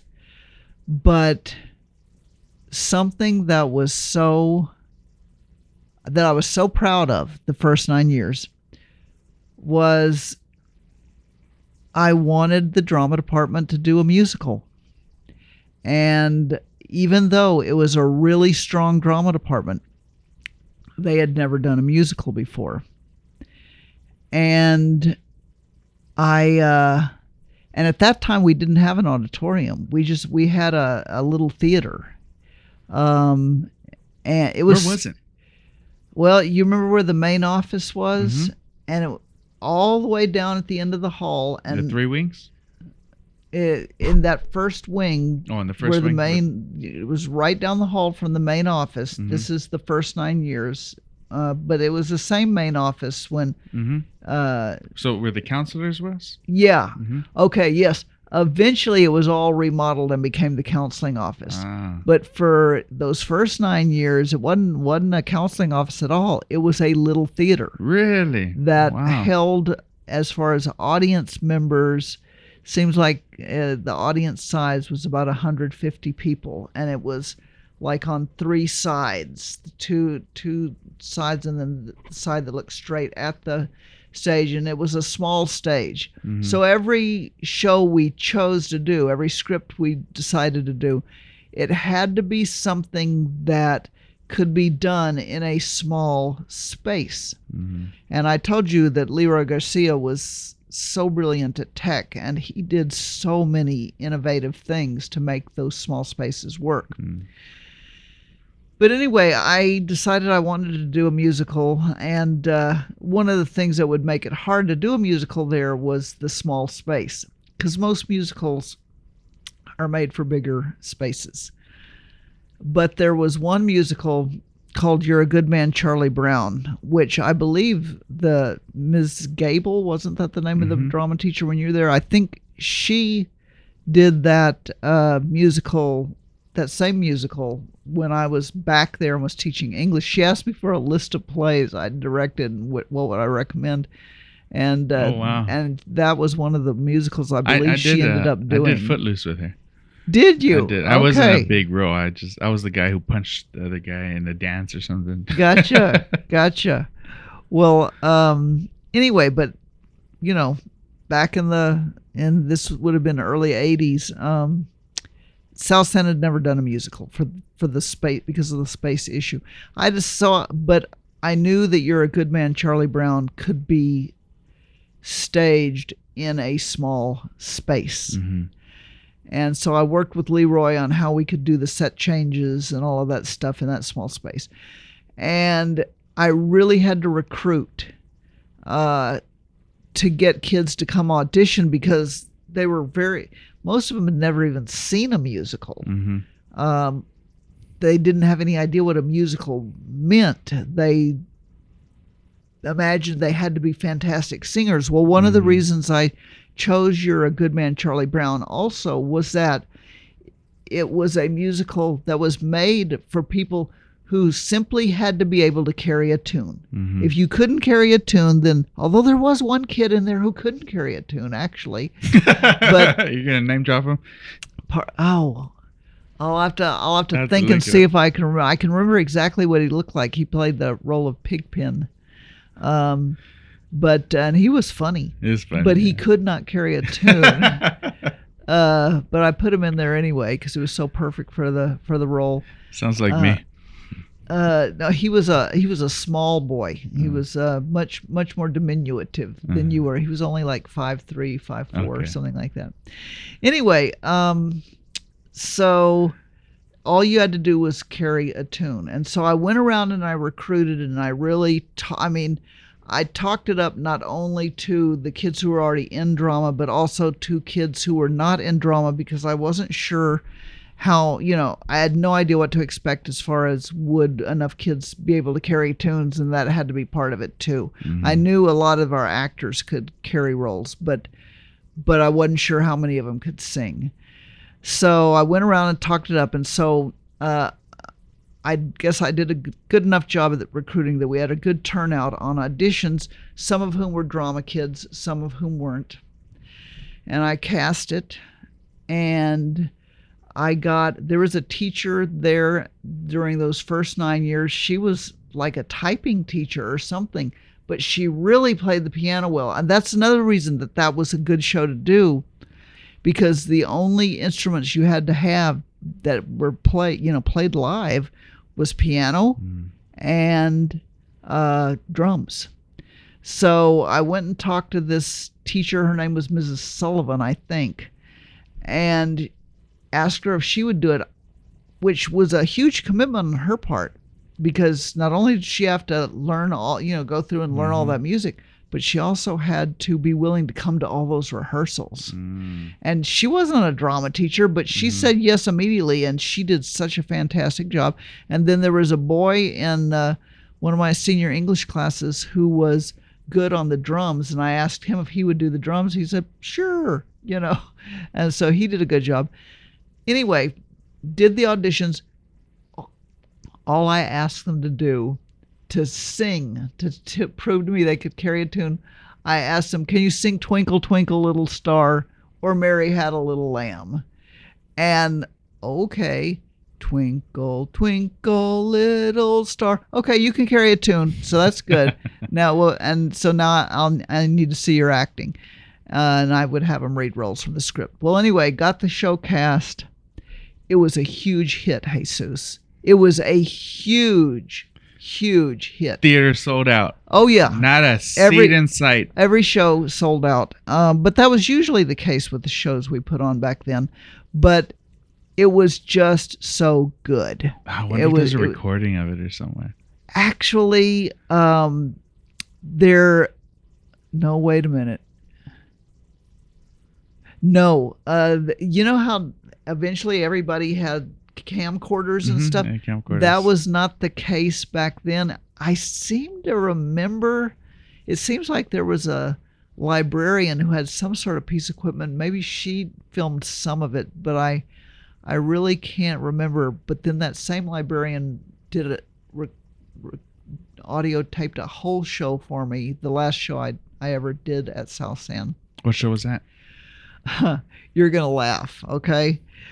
This goes to show how words change, because we could not use this title now. The name of the show, it was based on a book that I had read when I was a kid, and it was such a good book. And then they did such a great job of adapting the script into a play, and it was so funny. It was such a good script. But the name of that book and the script was Our Hearts Were Young and Gay. And not that there's anything at all wrong with gay, but a lot of kids would go, what? Especially in high school and middle school, right? Yes, high school kids would, what? And but back in those days, the word gay was not associated with homosexuality. It wasn't. And so none of the kids blinked at that script title, and I never gave it two thoughts either. Now, I figure now if I were doing the same show, I would have to retitle it Our Hearts Were Young and Carefree or something like that. But it is one of the funniest scripts I've ever read for high school kids, or actually it would be a good show for any age to do. And that show too was a huge hit. But so that was in 87? What? The last show you did? I could not direct plays the last few years. I was at South San because I was in grad school at night. So it was the first. I think I did it 1 year, and then I said, I can't do it anymore. I had to write papers and study for exams and go to classes just like anybody else. So it was my first 6 years or so that I directed the plays and so forth. But out of all, and I was proud of every play I ever directed, but the musical especially, I took special pride in because it was the first musical that South San had ever put on. You know Douglas Ponek, right? Okay, I really tried to get Doug Ponek to audition. I wanted him to audition for that play. In that play, he'd been in other plays I did, and he was really good, really funny. And he would have been perfect for the part of Linus. And I tried to talk him into auditioning, and he just wouldn't, which really puzzled me because he'd been in other plays I'd directed and done well. And also there was I mentioned that boy named Captain Wilson. Yeah, Captain Wilson. I wanted him to try out for the part of Schroeder because I thought he would be perfect for that part. And he and Douglas were in the same class, if I recall correctly, and they both said no, they weren't going to audition this time around, and they never would give me a reason. Well, the play was a big hit, and I found two other kids to play those roles, and they did a good job, very good job, both of them. But I asked Douglas and Captain at the end of the year, why didn't you guys audition? And they said, well, to tell you the truth, Mrs. Barnett, we didn't think you could pull off a musical. And I said, are you kidding me? Did you ever see me do one single play or anything else with the speech department that I was not able to pull off? And they said, no, we didn't, but we just thought this was too big a stretch, and we just were afraid it would just be a musical, a disaster, and so we didn't try out. And I said, guys, if y'all could have carried tunes, I probably would have cast you in those roles. And they said, yeah, what can we say? We blew it. I remember Douglas saying that to me. We blew it. And I reminded Doug of that when I saw him at one of your Building a Purpose functions. And he didn't remember that anymore, but I said, oh, but I remember it. Oh, you'll never forget it. Yeah. And so that would be, like I said, there was so much I was proud of the first 9 years, but, you asked me to just what's one memorable moment. It was the fact that I really put out the musical first time ever. And it was very good, very good. And it was so much fun. And then the second 16 years, there's a whole lot that's memorable there too. I would say I'm going to name two. The one that's just fun, the fun memory is the one we've already talked about today, which was when your class did that fantastic Christmas door that was all college and scholarship themed. And that was just so much fun. And y'all did such a great job with that. And I was very, very proud of that, especially given that I'm not a real artsy type person. I couldn't have drawn, I could not have come up with the ideas that y'all came up with. You know, remember the Santa Claus sleigh pulling there was all the scholarships, and then all of the reindeer. Instead of doing reindeer, it was like Bevo what was it? Bevo, the Longhorn. The Longhorn, yes, Bevo the Longhorn, and that's all that matters. Various mascots from other schools instead of that wasn't my idea. That was a student's idea. I don't remember who. And then the Christmas tree had where each of y'all made an ornament for the college that at that time of the year y'all were aspiring to go to the next fall. That was just so much fun to me, and I was very proud of that. And I'll throw in another one too. The class that Rosana Galavis was in, and How much money they raised. And Yoshi Perez. That was the class that won the most money. Yeah. And I remember. And so we decorated that entire, we ran out of room on the door, the good grades get the green door. We ran out and they had to put signs up all over the place, and then they hung things from the ceiling, and that I was very proud of, and that was a lot of fun too. So those would be the two memories from that. But as far as my English classes, and this will probably surprise you a little, two things from that, and they're both gonna kind of be from strange sources. Like I said, although I despised the tax test, I was good at prepping the kids for the tax test. And so one of the principals called me one summer and asked me if I would come work for 5 weeks with some of the kids who had not passed the tax test. And none of them I didn't know any of these kids, but sure, I worked with them, and some of them were kids who struggled with English, and others were kids who just hadn't taken the test seriously enough, or who just maybe wasn't their cup of tea. For whatever reason, they just didn't pass the reading and writing part of the test. And I worked with that class, and I think it was something like 68% of the kids did pass it, that on their second try there. And then the other kids who didn't, they kept coming back and working with me after school. And some of them, it was not until way into their senior year, but they all eventually passed it. So I was very proud of that, even though I personally did not think highly of the tax test. But it was the state law. They had to pass it to graduate. And I respected those kids who kept coming back for the help until they managed to pass it. So that was really good. And then the other one was the last year that I taught summer school. Because I taught summer school a number of years, and those were tough classes. Those were hard kids to work with, very hard kids. Because a lot of the kids who failed the class failed because they were discipline problems and just wouldn't do the work, or who were absent a lot. Who knows what might have been going on in their personal lives. But those were challenging classes, and that's exactly why the principal always asked me if I would teach summer school, because I was good at working with those kids. And but the very last year I taught, I'm going to choke up a little here.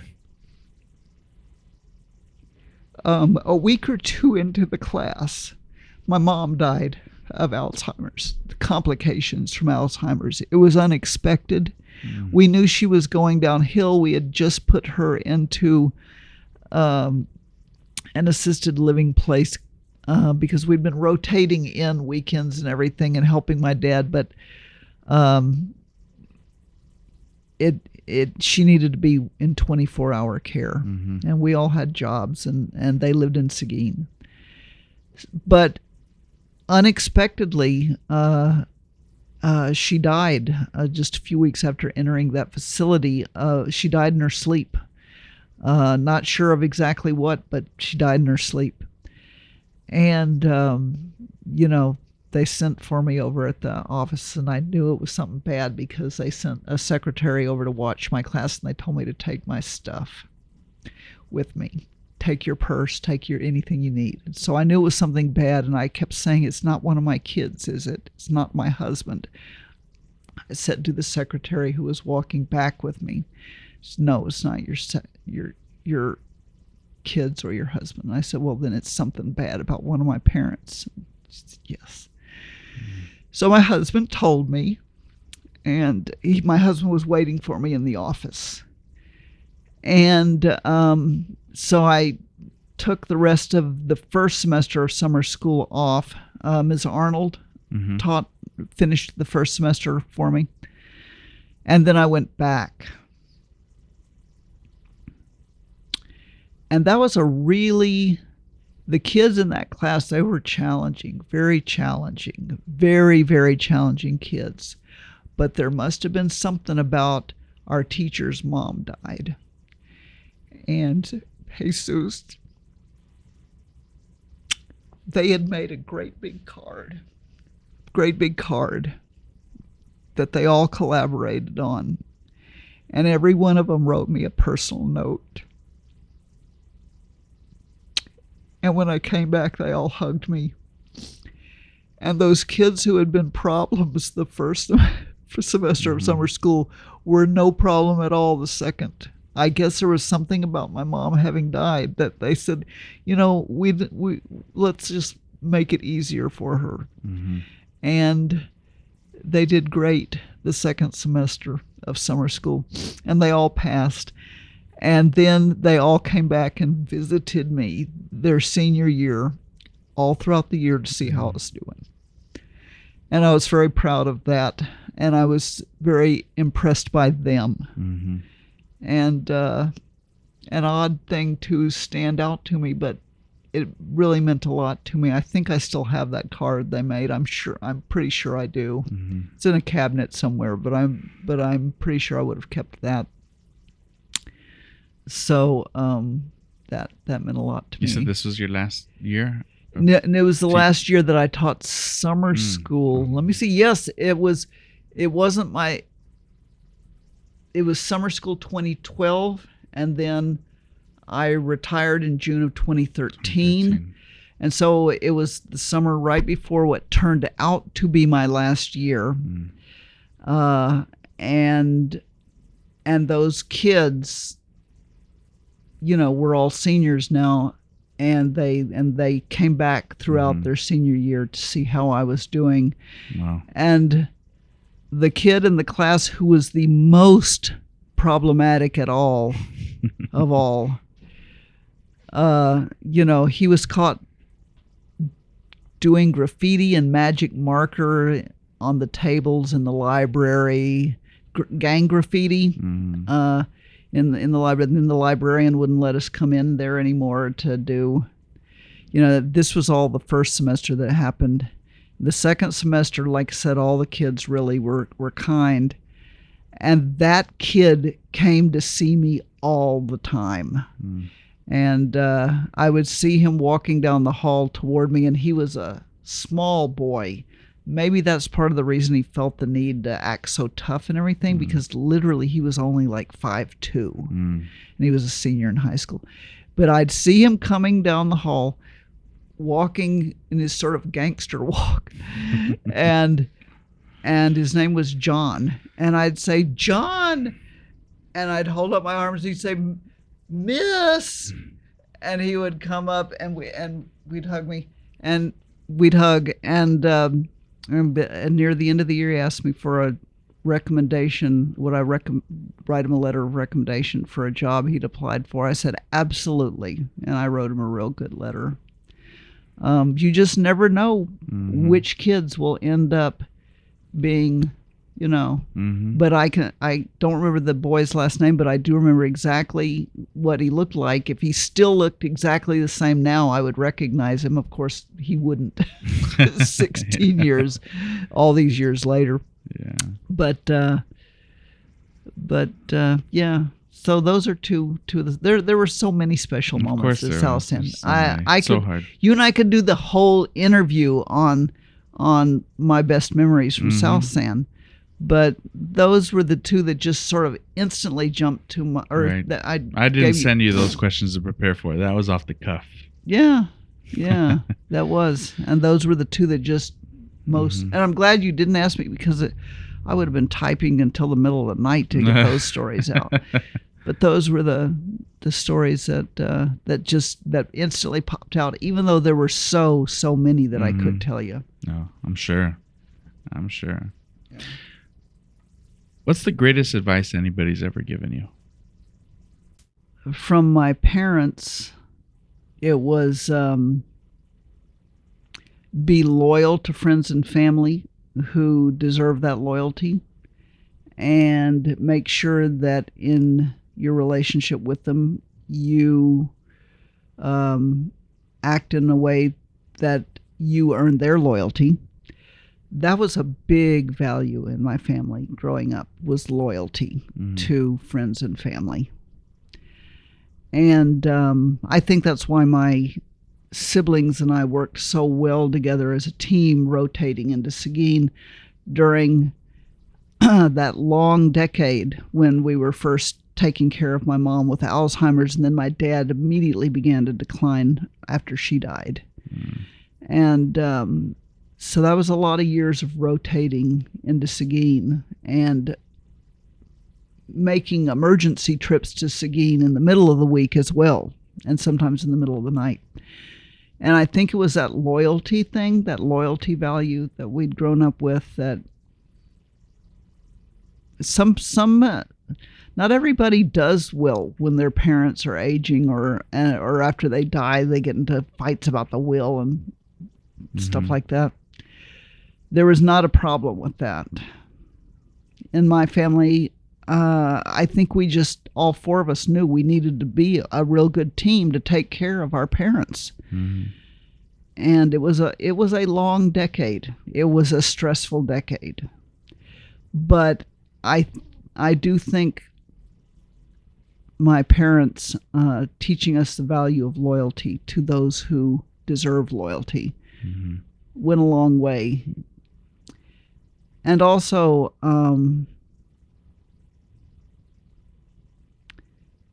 I know they both taught us to work very hard at anything that means something to us. If you care about something and it requires effort, if you really care about it, you will work hard at it. Because if it's something that matters to you, then you're only going to do your best at it if you are willing to work hard at it. That was a very good lesson as well.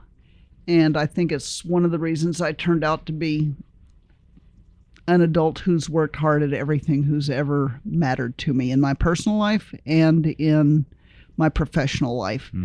I don't think I've ever had a single employer in any of my jobs who would say I was ever lazy for even 1 second. And I've never in any way been a lazy parent or a lazy wife or that was something that they taught us very overtly. If something matters to you in your personal life or your professional life, work hard at it. So that would be the lessons I got from my parents. And then I think I told you, as a therapist, the most valuable lesson I learned. Well, there was a lot that I learned that was valuable to both be a good therapist, but also for me personally. But the most important one is kind of a simple one. Tell the people you love that you love them all the time.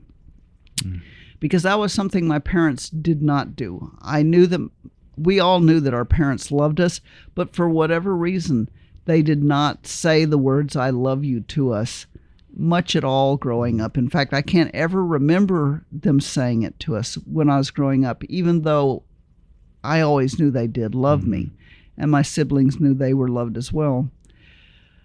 But at the end of my dad's life, well, actually, after my mom had Alzheimer's, I began saying to her, "Mom, I love you." And she would always say, "I love you too," right back. Even when the 4 years she did not know who I was. She just knew I was a nice woman who came in frequently to visit with her, but she didn't know I was her daughter anymore. But I'd say "I love you," and she did remember that the appropriate response, if it was true, was "I love you too." So she always said that back. And so then when my dad began to go downhill right after she died, I began saying that to him as well. And he too said, "I love you." He started saying it all the time. "I love you too, Marianne." And when some of his friends came by to visit him when he was really in his last few months and bedridden and so forth, they would say, including some of these big blustery men, macho men who had not been raised to say, but they would say, "I love," my dad's name was Gene, short for Eugene. They would say, some of them would say, "I love you, Gene," and my dad would say, "I love you too, Charlie," or whatever the name was of the friend. And that was new on my dad's part. Well, anyway, I definitely have remembered that in my marriage and as a parent, and my kids are very comfortable saying those words. We tell each other we love them all the time. My husband and I tell each other every day, and I think that's very important. I don't think it should ever be anything anybody has to wonder about, And my close friends, I tell them that I love them too, and they say it back. And I do think that's really, really important. Simple as it is, but it's very important, and it makes a big difference, I think. Oh yeah. When you were growing up in Seguin, did you have a mentor? Somebody you looked up to? Yeah, my high school drama teacher. Oh yes, you said that. And I told you, I don't necessarily need to go into in this interview, but I told you that strange thing where I read that book in 8th grade. Did you read that? I missed it. You didn't read every word that I sent you, Jesus. I missed that one. Oh my gosh. Well, but I didn't do so hot in English in regular English class I was in. Now, to anyone looking at this podcast, make sure you demand that Jesus read every word you write down in that lengthy list of questions. Anyway, all right. Well, Jesus, now I am going to give you the story. Let's hear it. All right. God, I can't believe you didn't read everything. I must have mixed it up or something, because I did read through each of the emails. Yeah, sure you did. Sure you did. Well, when I was in 8th grade, and I always loved to read, and I checked out, and this will get to the mentor thing, and I checked out a book from the library, just random book on the shelf. It was, a YA book. They didn't call them that then, but, young adult books for middle schoolers, high schoolers.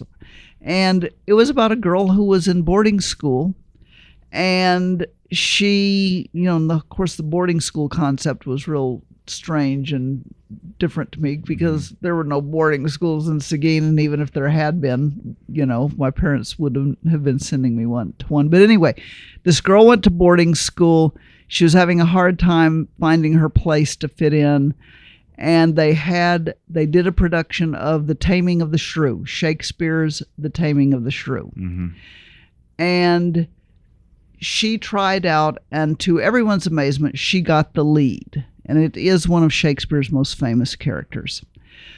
And so the entire book, or the biggest focus in the book, was about this group of high school kids putting on a Shakespeare play.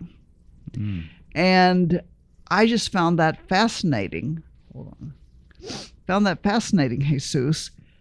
And I read that and I thought, that sounds so cool, putting on a play. And they started with the script, and then they brought the thing to life. And I said to myself, the first thing I'm going to do when I get to high school is I'm going to join the drama club. I just assumed there would be a drama club. And in fact, I found out that it had only been, the drama teacher had only been hired for the first time ever when I was in 8th grade. She was the high school drama teacher. So it was only the second year of drama club.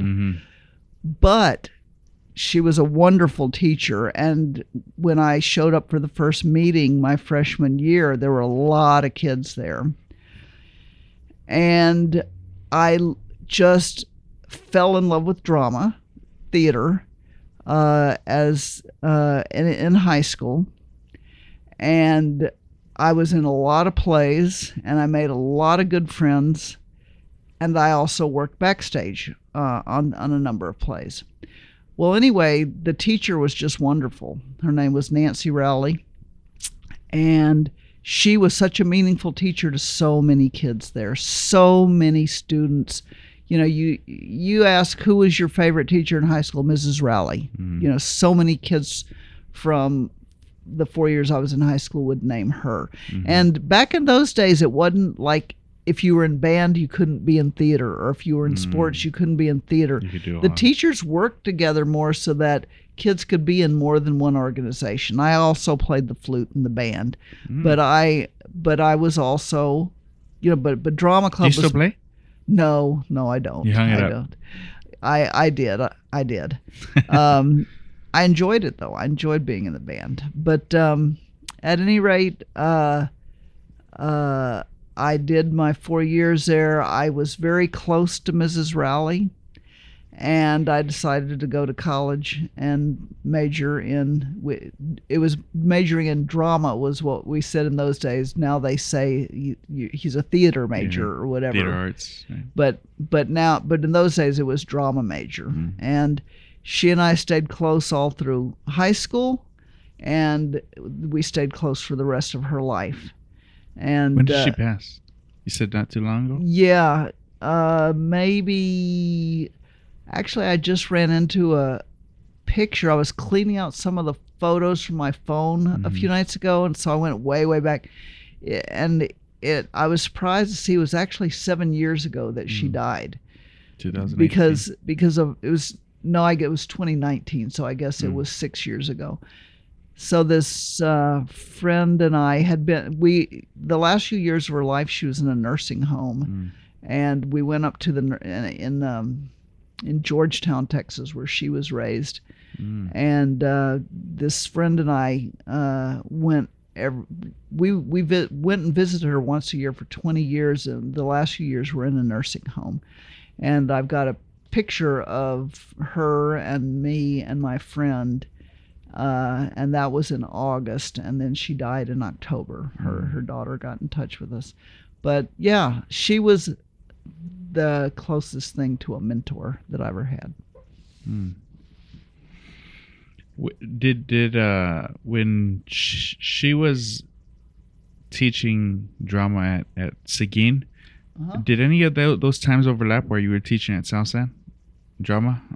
Oh, yeah. So Yeah, did you bounce ideas off of her a lot? Did she come to see your plays? She did come to see several of my plays, and I didn't exactly bounce ideas off her, Jesus, because if you made it through the Trinity Theater program and got a job teaching in high school, you knew what you were doing, and so I didn't have to get advice on how do you do this or that, but I did talk to her about some things, like, for example, I did a production of Winnie the Pooh, and that was also a really good show. And we ended up being invited to perform it, do 4 performances, I think, at Laurie Auditorium at Trinity.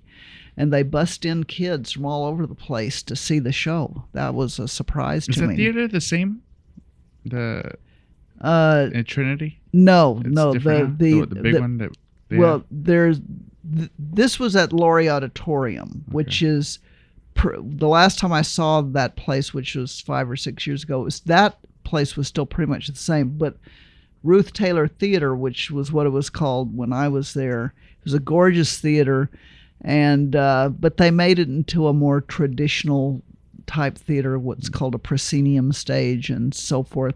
I don't like it as much as the way it was because it allowed for a lot more creativity, in my opinion, when it was the type of space it was way back when.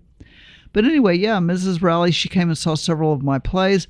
We would run into each other sometimes at these speech tournaments because she also had kids, and were her kids? How old were her kids? Younger than you, or no? around your age? I'm saying she had kids who were at the speech tournaments, and her 2 kids were younger than I was. Okay. But she was bringing kids to the speech tournaments, and I was bringing kids to the speech tournaments. And if she could, she would always come and see my kids compete, so she could see what I was doing. So yeah, That's cool. That's awesome. When South Sand built their auditorium, did you ever get to do a? No. The auditorium. It's like 99, right? When was it? The auditorium was built before I left.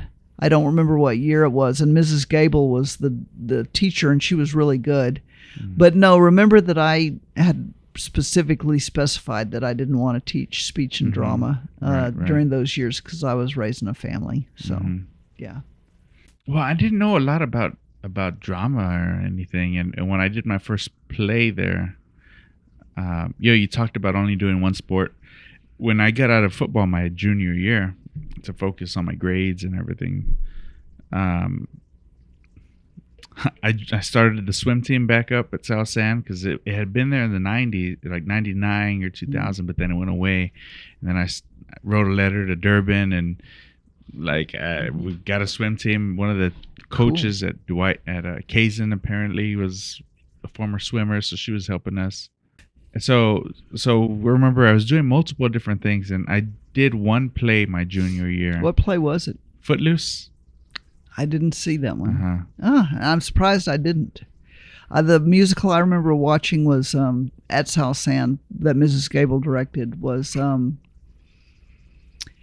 Little Shop of Horrors. No, wait a minute. The one about the plant, the gigantic plant that began eating the people who owned it. Feed Me Seymour. That Yes, one? exactly. That one. I don't remember if that was called Little Shop of Horrors or if it was something else. I forget. A different title. But I did go see that because Well,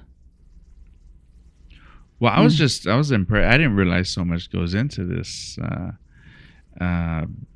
doing a play, and I only had a couple lines. I didn't have a whole lot, but we had to learn the dance, and the leads are the ones who had a whole lot in and out of costumes, and they were boom boom boom going fast in and out, and it was a neat production. I never realize there was so much involved in theater. So that was interesting. So I ask your opinion because you've seen different theaters, different stages, and to me, South Sand looked like a pretty, especially in that time because it was still fairly new. The theater was like pretty remarkable to me. Well, it was certainly different than the little theater that I had worked in years earlier.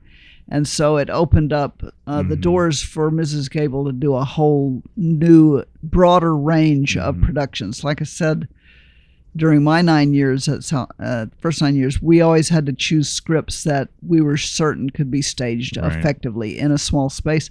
And Mrs. Gable, had a lot more doors open because of that space.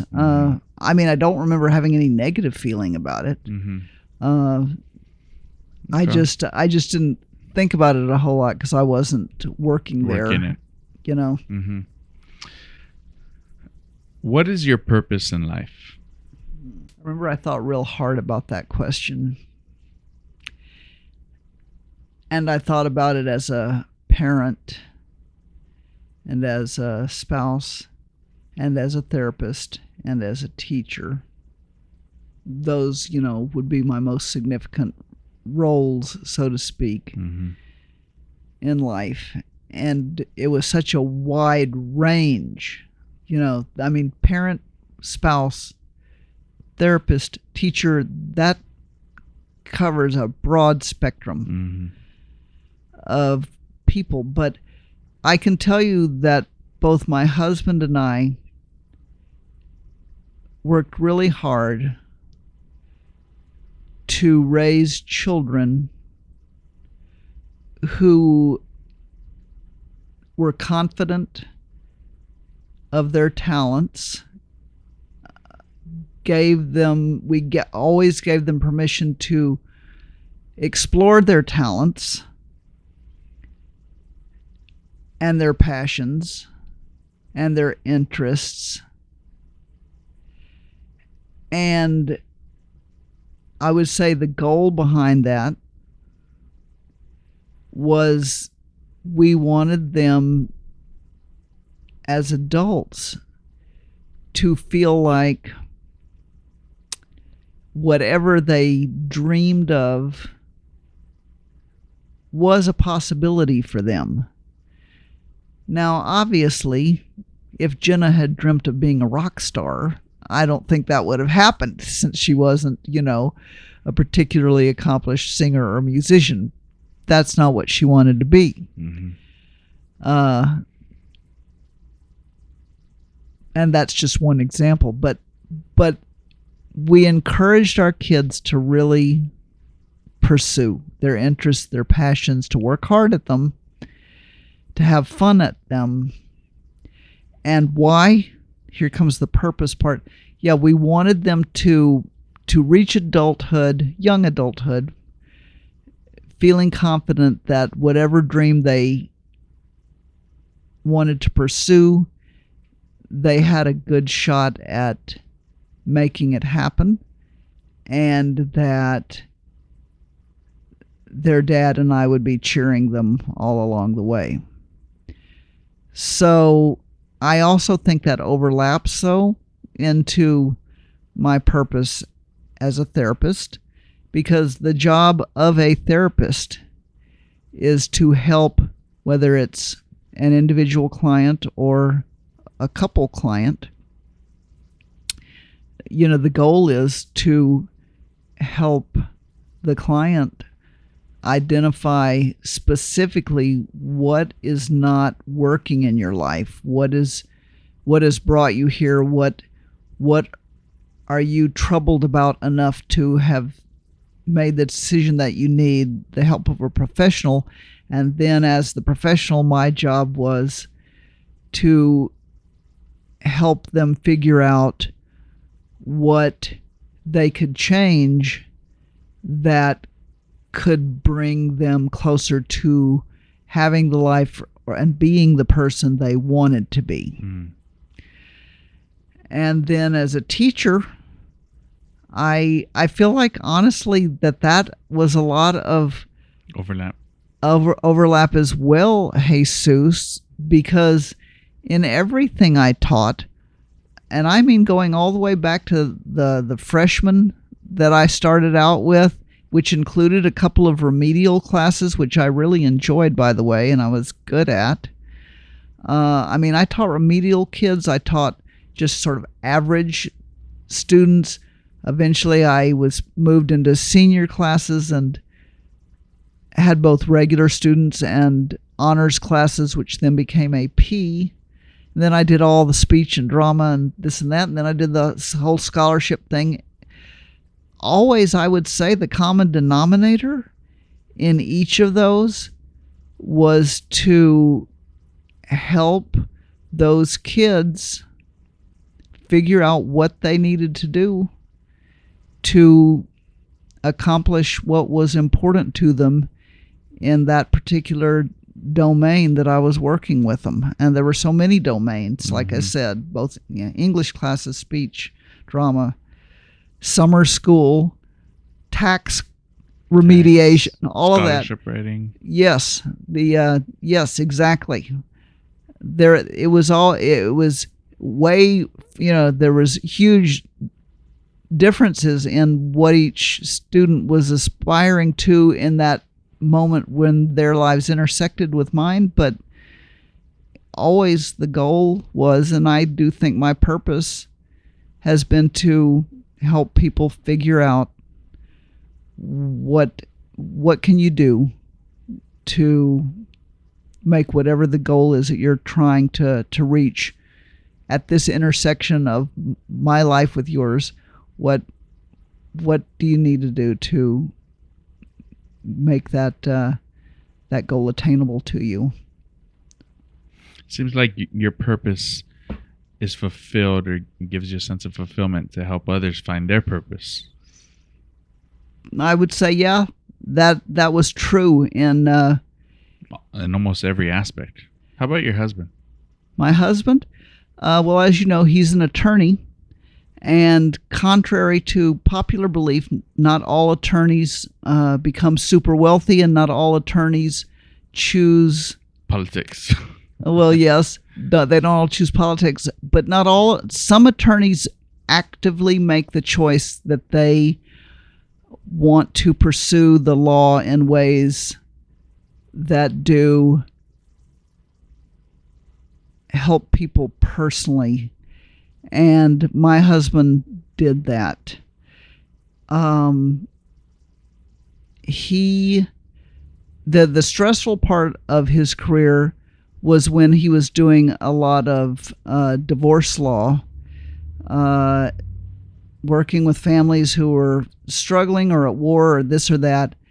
And he was amazingly good at it, and especially good at helping some of those couples figure out what's a more productive way that we can do this divorce that does not include tearing each other's heads off. Mm-hmm. He was very helpful at getting them to calm down and communicate in a way that was a lot better for them and for their kids and so forth. Now,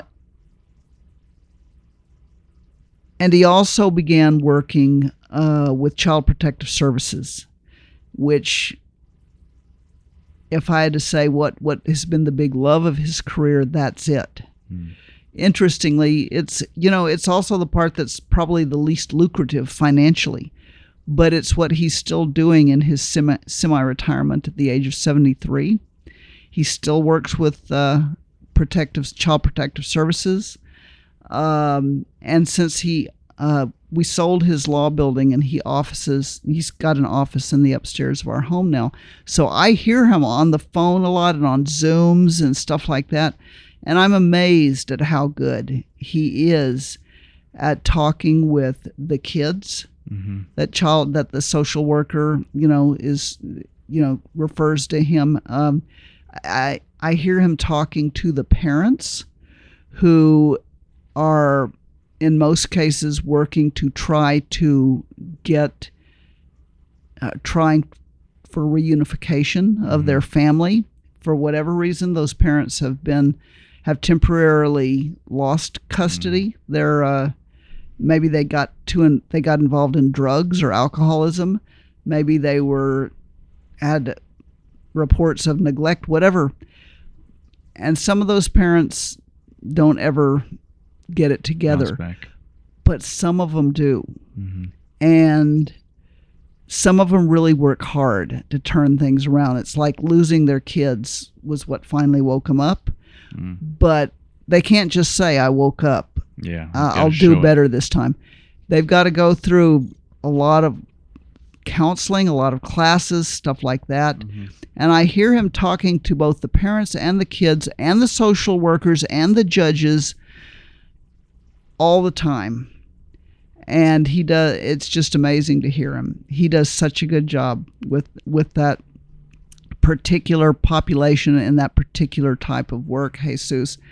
And I would say that probably he would say of the various types of law that he has practiced, I would say that, I mean, I've never asked him what was your favorite, but let me put it this way: it's what he's chosen to continue to do in his retirement.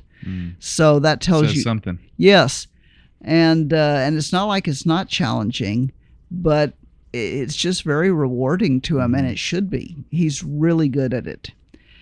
And then he also works with older clients or the families of older clients who have died. He works in wills and probates and stuff like that.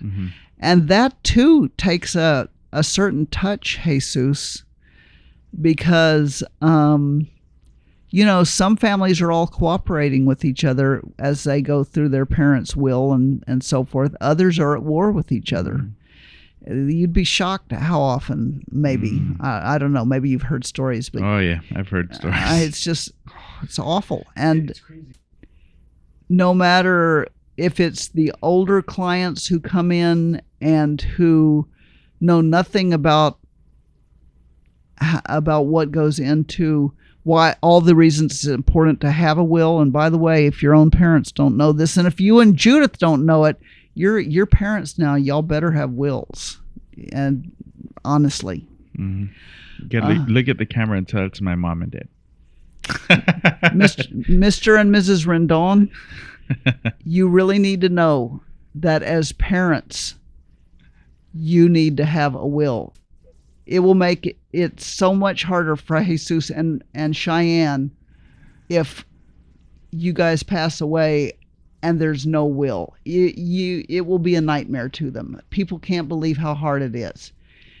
And I'm also telling your son Jesus that if he and Judith have not put their will together, not gotten together with a lawyer and done their will, they need to, because even though we hope they will both be around for a long time to come, we never know what life is going to throw at us.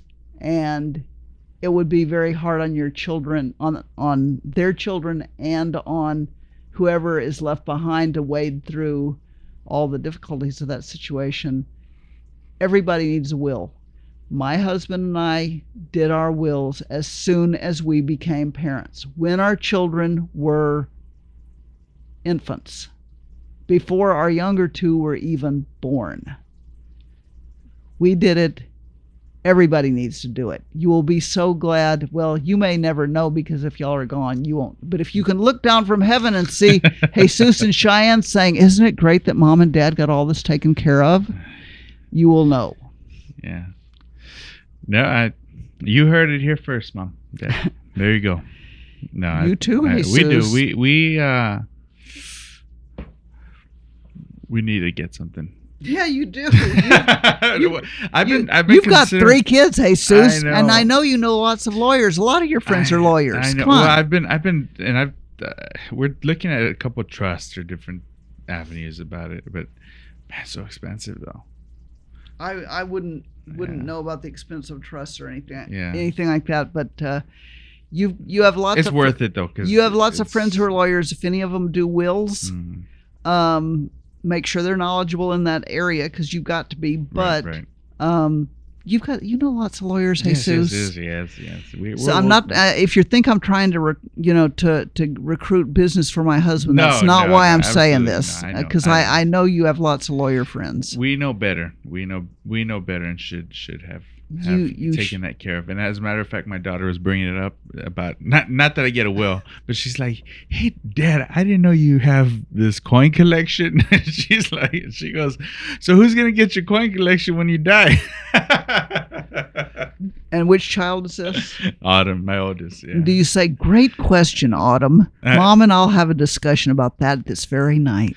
Well, no, I told her, I go, "Well, you have to be fair, because you and your sister have to split it up." He goes, "Well, Saul doesn't take care of things that good." And I go, "Well, you didn't take care of things that good when you were her age too." So, Well, at any rate, so that is the other. My husband is still doing, and he also does adoptions. Yeah, he does it. He really likes doing adoptions, and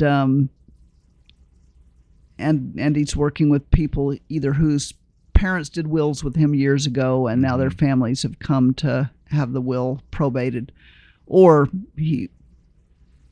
people who've recommended him. So now, as far as what would be the purpose, well, you said your purpose towards your work as a therapist, purpose towards your kids as a teacher. How about your purpose towards your husband? okay, but can I finish answering the question about yes. my husband? Wouldn't you say, though, that a theme that runs through his work is also in some way helping people? Oh, yeah, absolutely. Which is not the goal of everybody who becomes a lawyer. A lot of people who become lawyers, their goal is to become rich, and they don't care how ethical or unethical they are in doing it. There's a lot of lawyers out there who give the good lawyers a not good name. For sure. But my husband's a good guy, and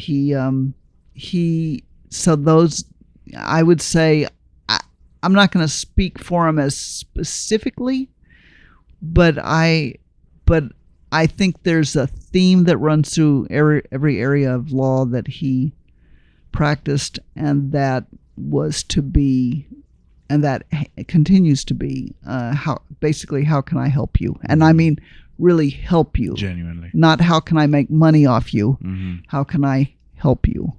So, but he'd have to answer the question more specifically. Yeah. Do you believe in God? Yeah. You didn't read that letter, did you? Well, we want everybody to hear what you're going to share. Don't even bother to work real hard on that letter, people, because Jesus says, what a beautiful story it was, he said. Now I know he didn't even read it. Anyway, yeah, I do believe in God, Jesus, but I also said in the letter, I was raised as a Christian. I was raised as a Methodist. I've never quit believing in God. I've never quit believing that Jesus is God's son. But I've struggled with it because of the questions that I said in the answers to your questions. In the letter I read. Yeah, in the letter you read several times, in fact.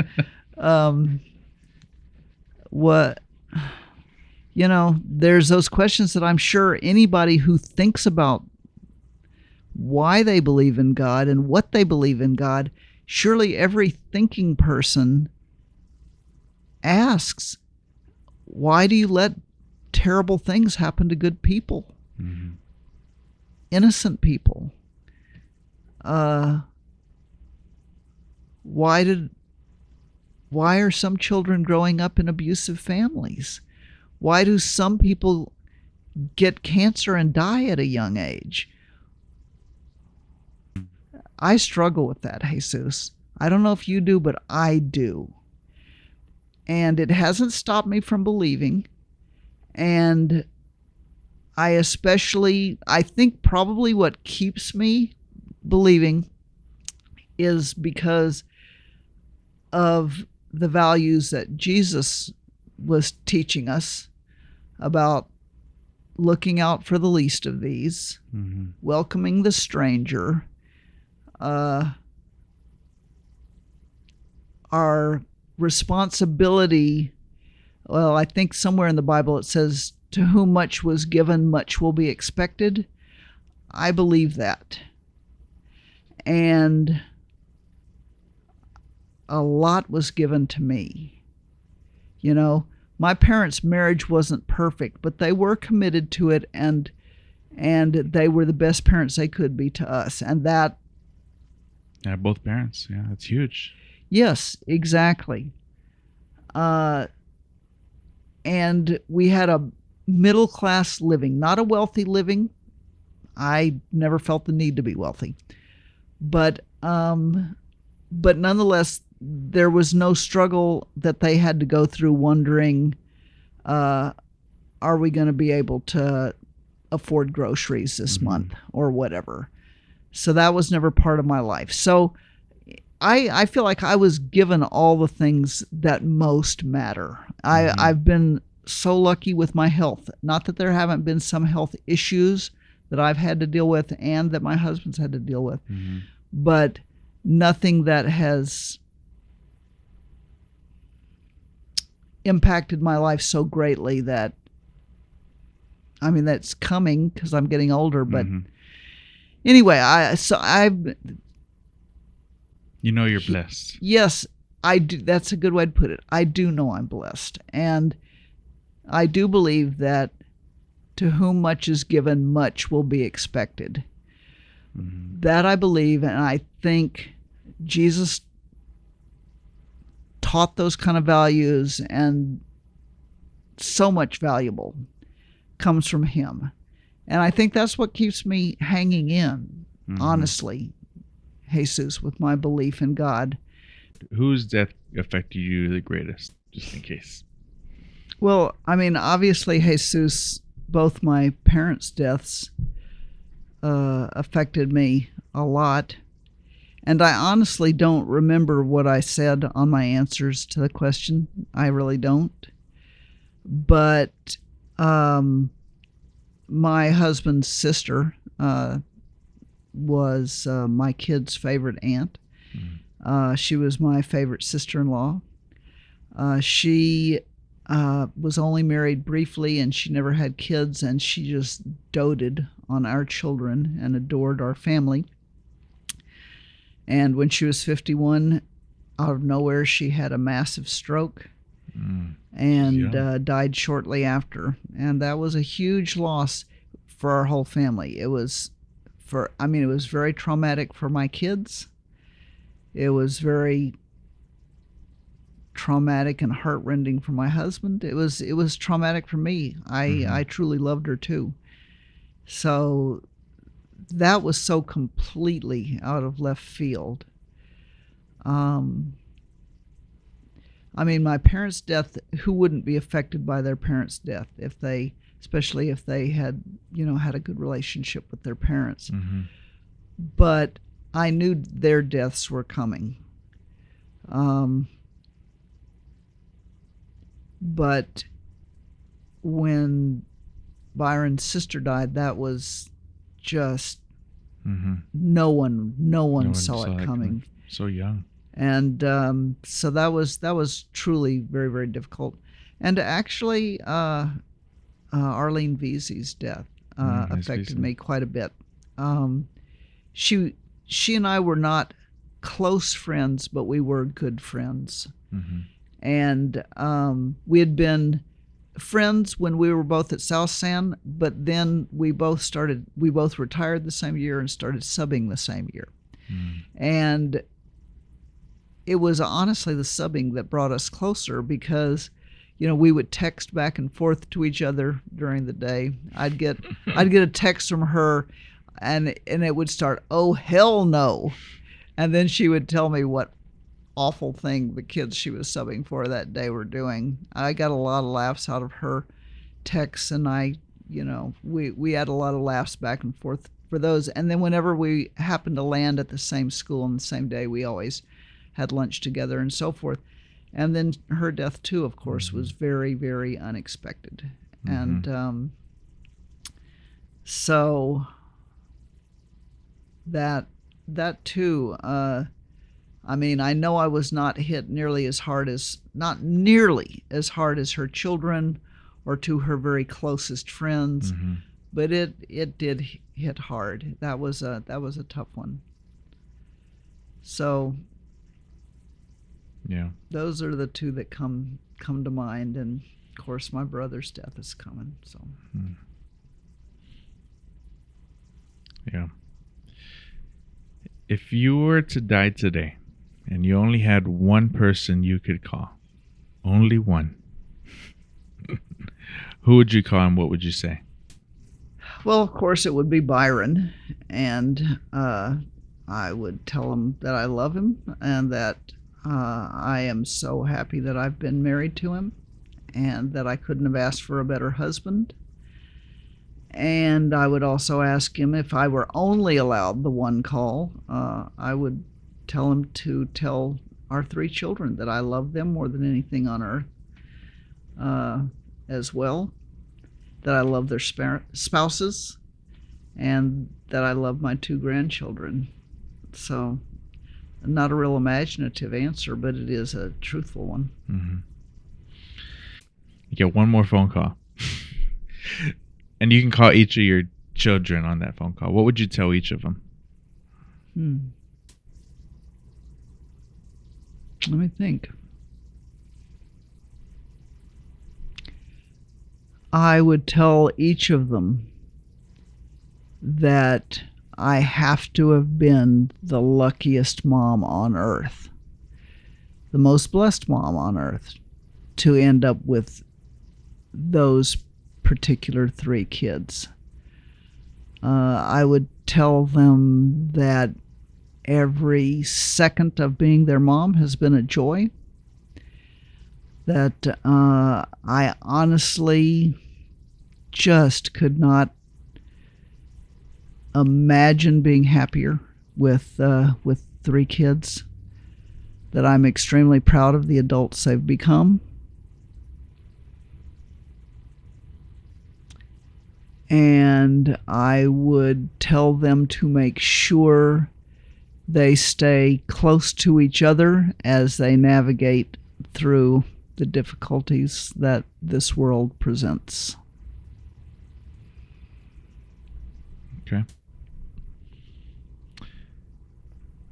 Beautiful. These are a little bit more of the rapid, fast-paced questions that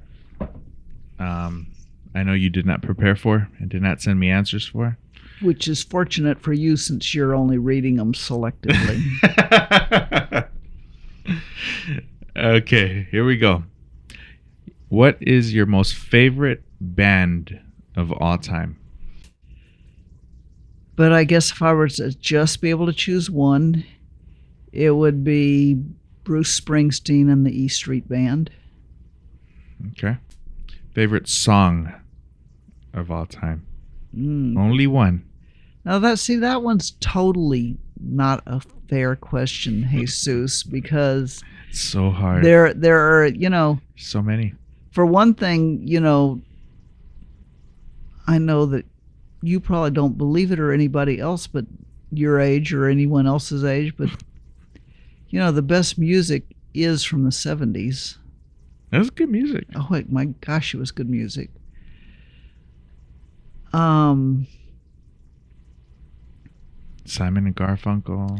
Yeah. I'm just a poor boy who might. Would The I have gotten Boxer. cast? Would I have gotten cast for the song? Can I hold a tune? No, I'm just kidding. It sounds like you can. Occasionally, I've thought if I do have music at my funeral or whatever, I might ask my kids to arrange for the song. I think it's called "A Life That Is Good." I'm not sure that that's exactly it, but Who sings it? you're gonna laugh. I heard the song on the TV series Nashville, and it's I'll even play it for you a little before I leave if you want, but it's Or you can sing it. no. Nice try. It basically talks about at the end of the day, oh Lord, I pray I have a life that's good, or something like that. And of course, we all have our own definition of what a good life is. I think I have had a good life, and so, and I think what has made my life the best is family. And it's all about, the song's about family. Now, honestly, I couldn't say that's my favorite song in the whole world. It's a song that does really kind of express how I feel about the life I've had, and hopefully will continue to have for a few more years.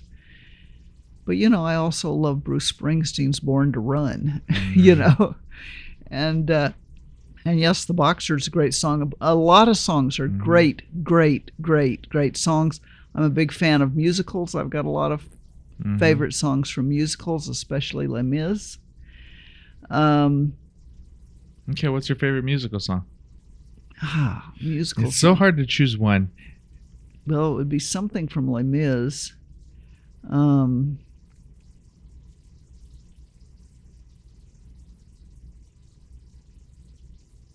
Because there's different styles of songs in musicals too. One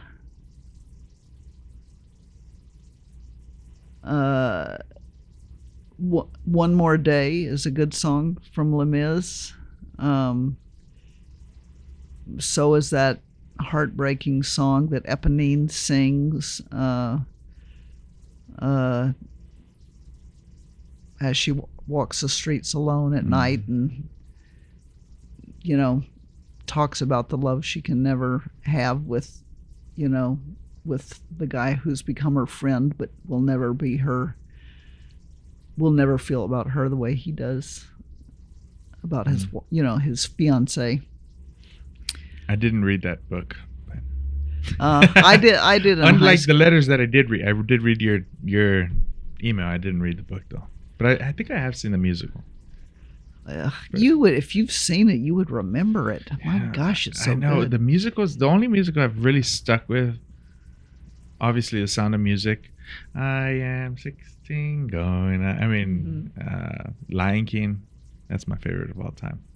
Okay, but Sam, you're getting me skipping ahead. Favorite movie of all time? I will tell you, if I did have a favorite movie, it would be something that Meryl Streep or Tom Hanks or both were in. Those are the two greatest actors of all time, in my opinion. And I don't think Meryl Streep has ever turned in a bad performance, and neither is Tom Hanks. I liked Forrest Gump. I liked Castaway. There's something about Castaway that I find kind of fascinating. And Meryl Streep, oh my gosh, So I can't say that I have a favorite movie of all time, but I do actually have favorite actors and actresses, and I don't think I've ever seen them in a movie that I don't like. Okay, all right. You just hit the next two questions I was going to ask. Favorite actor. Favorite book.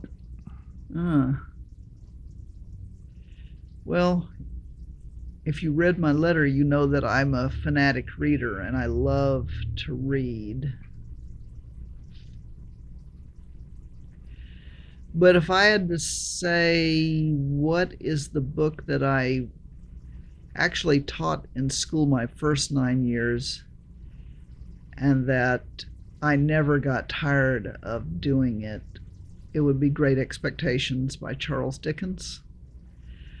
But there's also a lot of modern books that I think have been just excellent. And one of them, the title, I almost didn't read it, even though I read good reviews of it. I thought the title was so schmaltzy, and yet it was a very meaningful book. It was called The 5 People You Meet in Heaven. I think the author's name was something like Mitch Albom or something like that. I read so many good reviews, and it was on the bestseller list for over a year. And so I thought, okay, I'm going to buy it.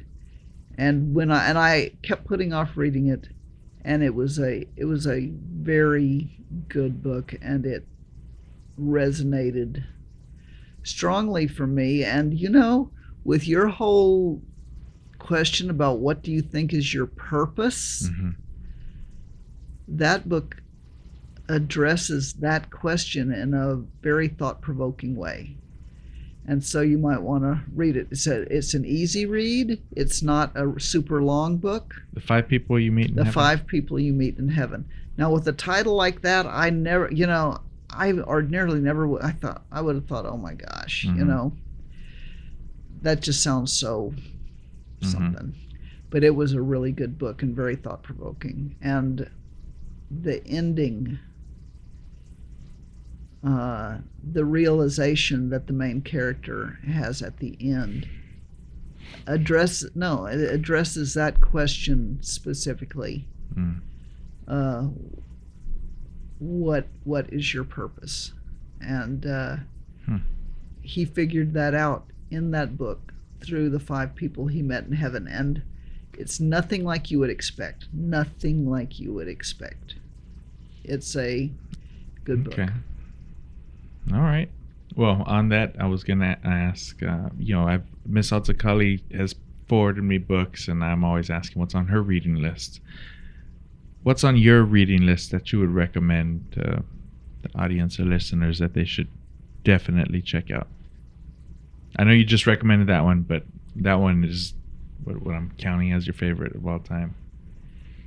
Yeah, but I would definitely recommend that book to most people as well. I mean, I loved Great Expectations, but Charles Dickens is not everybody's cup of tea, you know? And I read a lot, Jesus, but I mostly read for enjoyment. And my 2 requirements for a book for me to enjoy it is it's got to have a really interesting storyline and interesting characters, and it has to also be a well-written book. And I mean, plot-wise, everything. Look, every English teacher can tell the difference between good writing and mediocre writing and flat-out bad writing.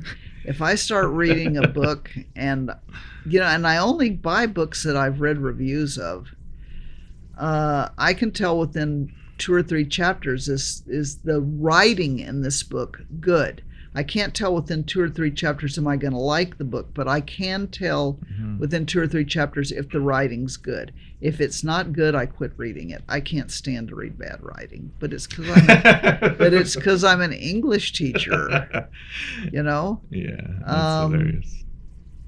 So now, what was your original question? How did I go off on that tangent?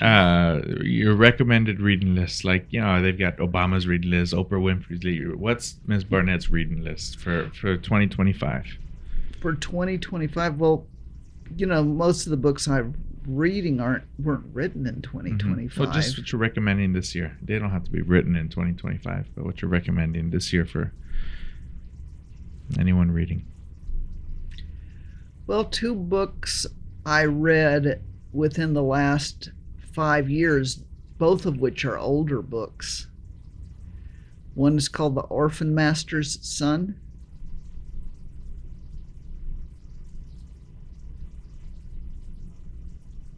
I can't remember the author. And the other is called Middlesex, Middlesex. I would not recommend either book if you're not willing to read a book with a complex plot, and in the case of Middlesex, what to some people might be there's some controversial stuff in there. But both books are Pulitzer Prize winners. And my son Daniel recommended Middlesex. And my daughter Erin recommended The Orphan Master's Son. And like I said, neither of them were quick reads, but they deserve those Pulitzer Prizes, that's for sure. Okay. Awesome. Are you promoting anything? Education, scholarship writing, sending kids to South San? With the good change that's coming to South San? Am I promoting something? Is this something you've got to put on the... I just ask every guest if they're writing a book. You writing any books? Writing books? No. You know what? I write really well, but not creative fiction. That is not something I'm good at.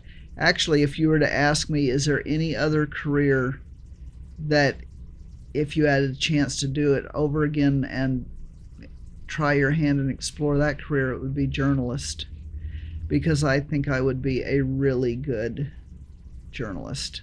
I could see that. Yeah, I think I would be. And both of my daughters are journalists, in different fields of journalism, but they are both journalists.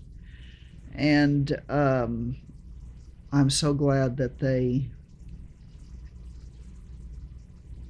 took what Byron and I taught them seriously, which is that you should, whatever you identify as something that you think would be what you want to try as far as your career goes or anything else, figure out how you can make that happen and give it your best shot. And they both did that, and my son did too. Mm-hmm. And but I would never be a good techie. I can't be a super techie like him. My brain's not wired that way at all. But yeah, I think I would have been a good journalist as far as writing goes, but not a good fiction writer. I don't have the right kind of imagination to make that happen. So, yeah. Well, Ms. Barnett, it has been a pleasure to talk with you. I'm so lucky you were put in my life so young, and especially in those transitional years where we were going to college and preparing us and sending us off into the real world. I'll always remember your commitment to the students on the South Side, your commitment to the students who needed your support and your connections to be able to apply for the right scholarships, to fund the fields and ultimately fund the purpose they're trying to accomplish. I remember the story when you talked about not wanting to help students in the North Side with SAT test prep classes because you knew the students on the South Side needed it more than they did. And again, you have been a blessing to the students in my community, to me, to my family, my sister, and many more. That solid group of lawyers that graduated from South Side who were in debate team, I know you were critical in their lives as well. So thank you so much for coming on and sharing on the platform. And until next time. Well, thanks for inviting me, Jesus. And I love you. And I love you too. And you know how much the South Sand kids mean to me, and not just the ones who are going to college. I hope some of the things I talked about today showed that all the kids mattered to me. And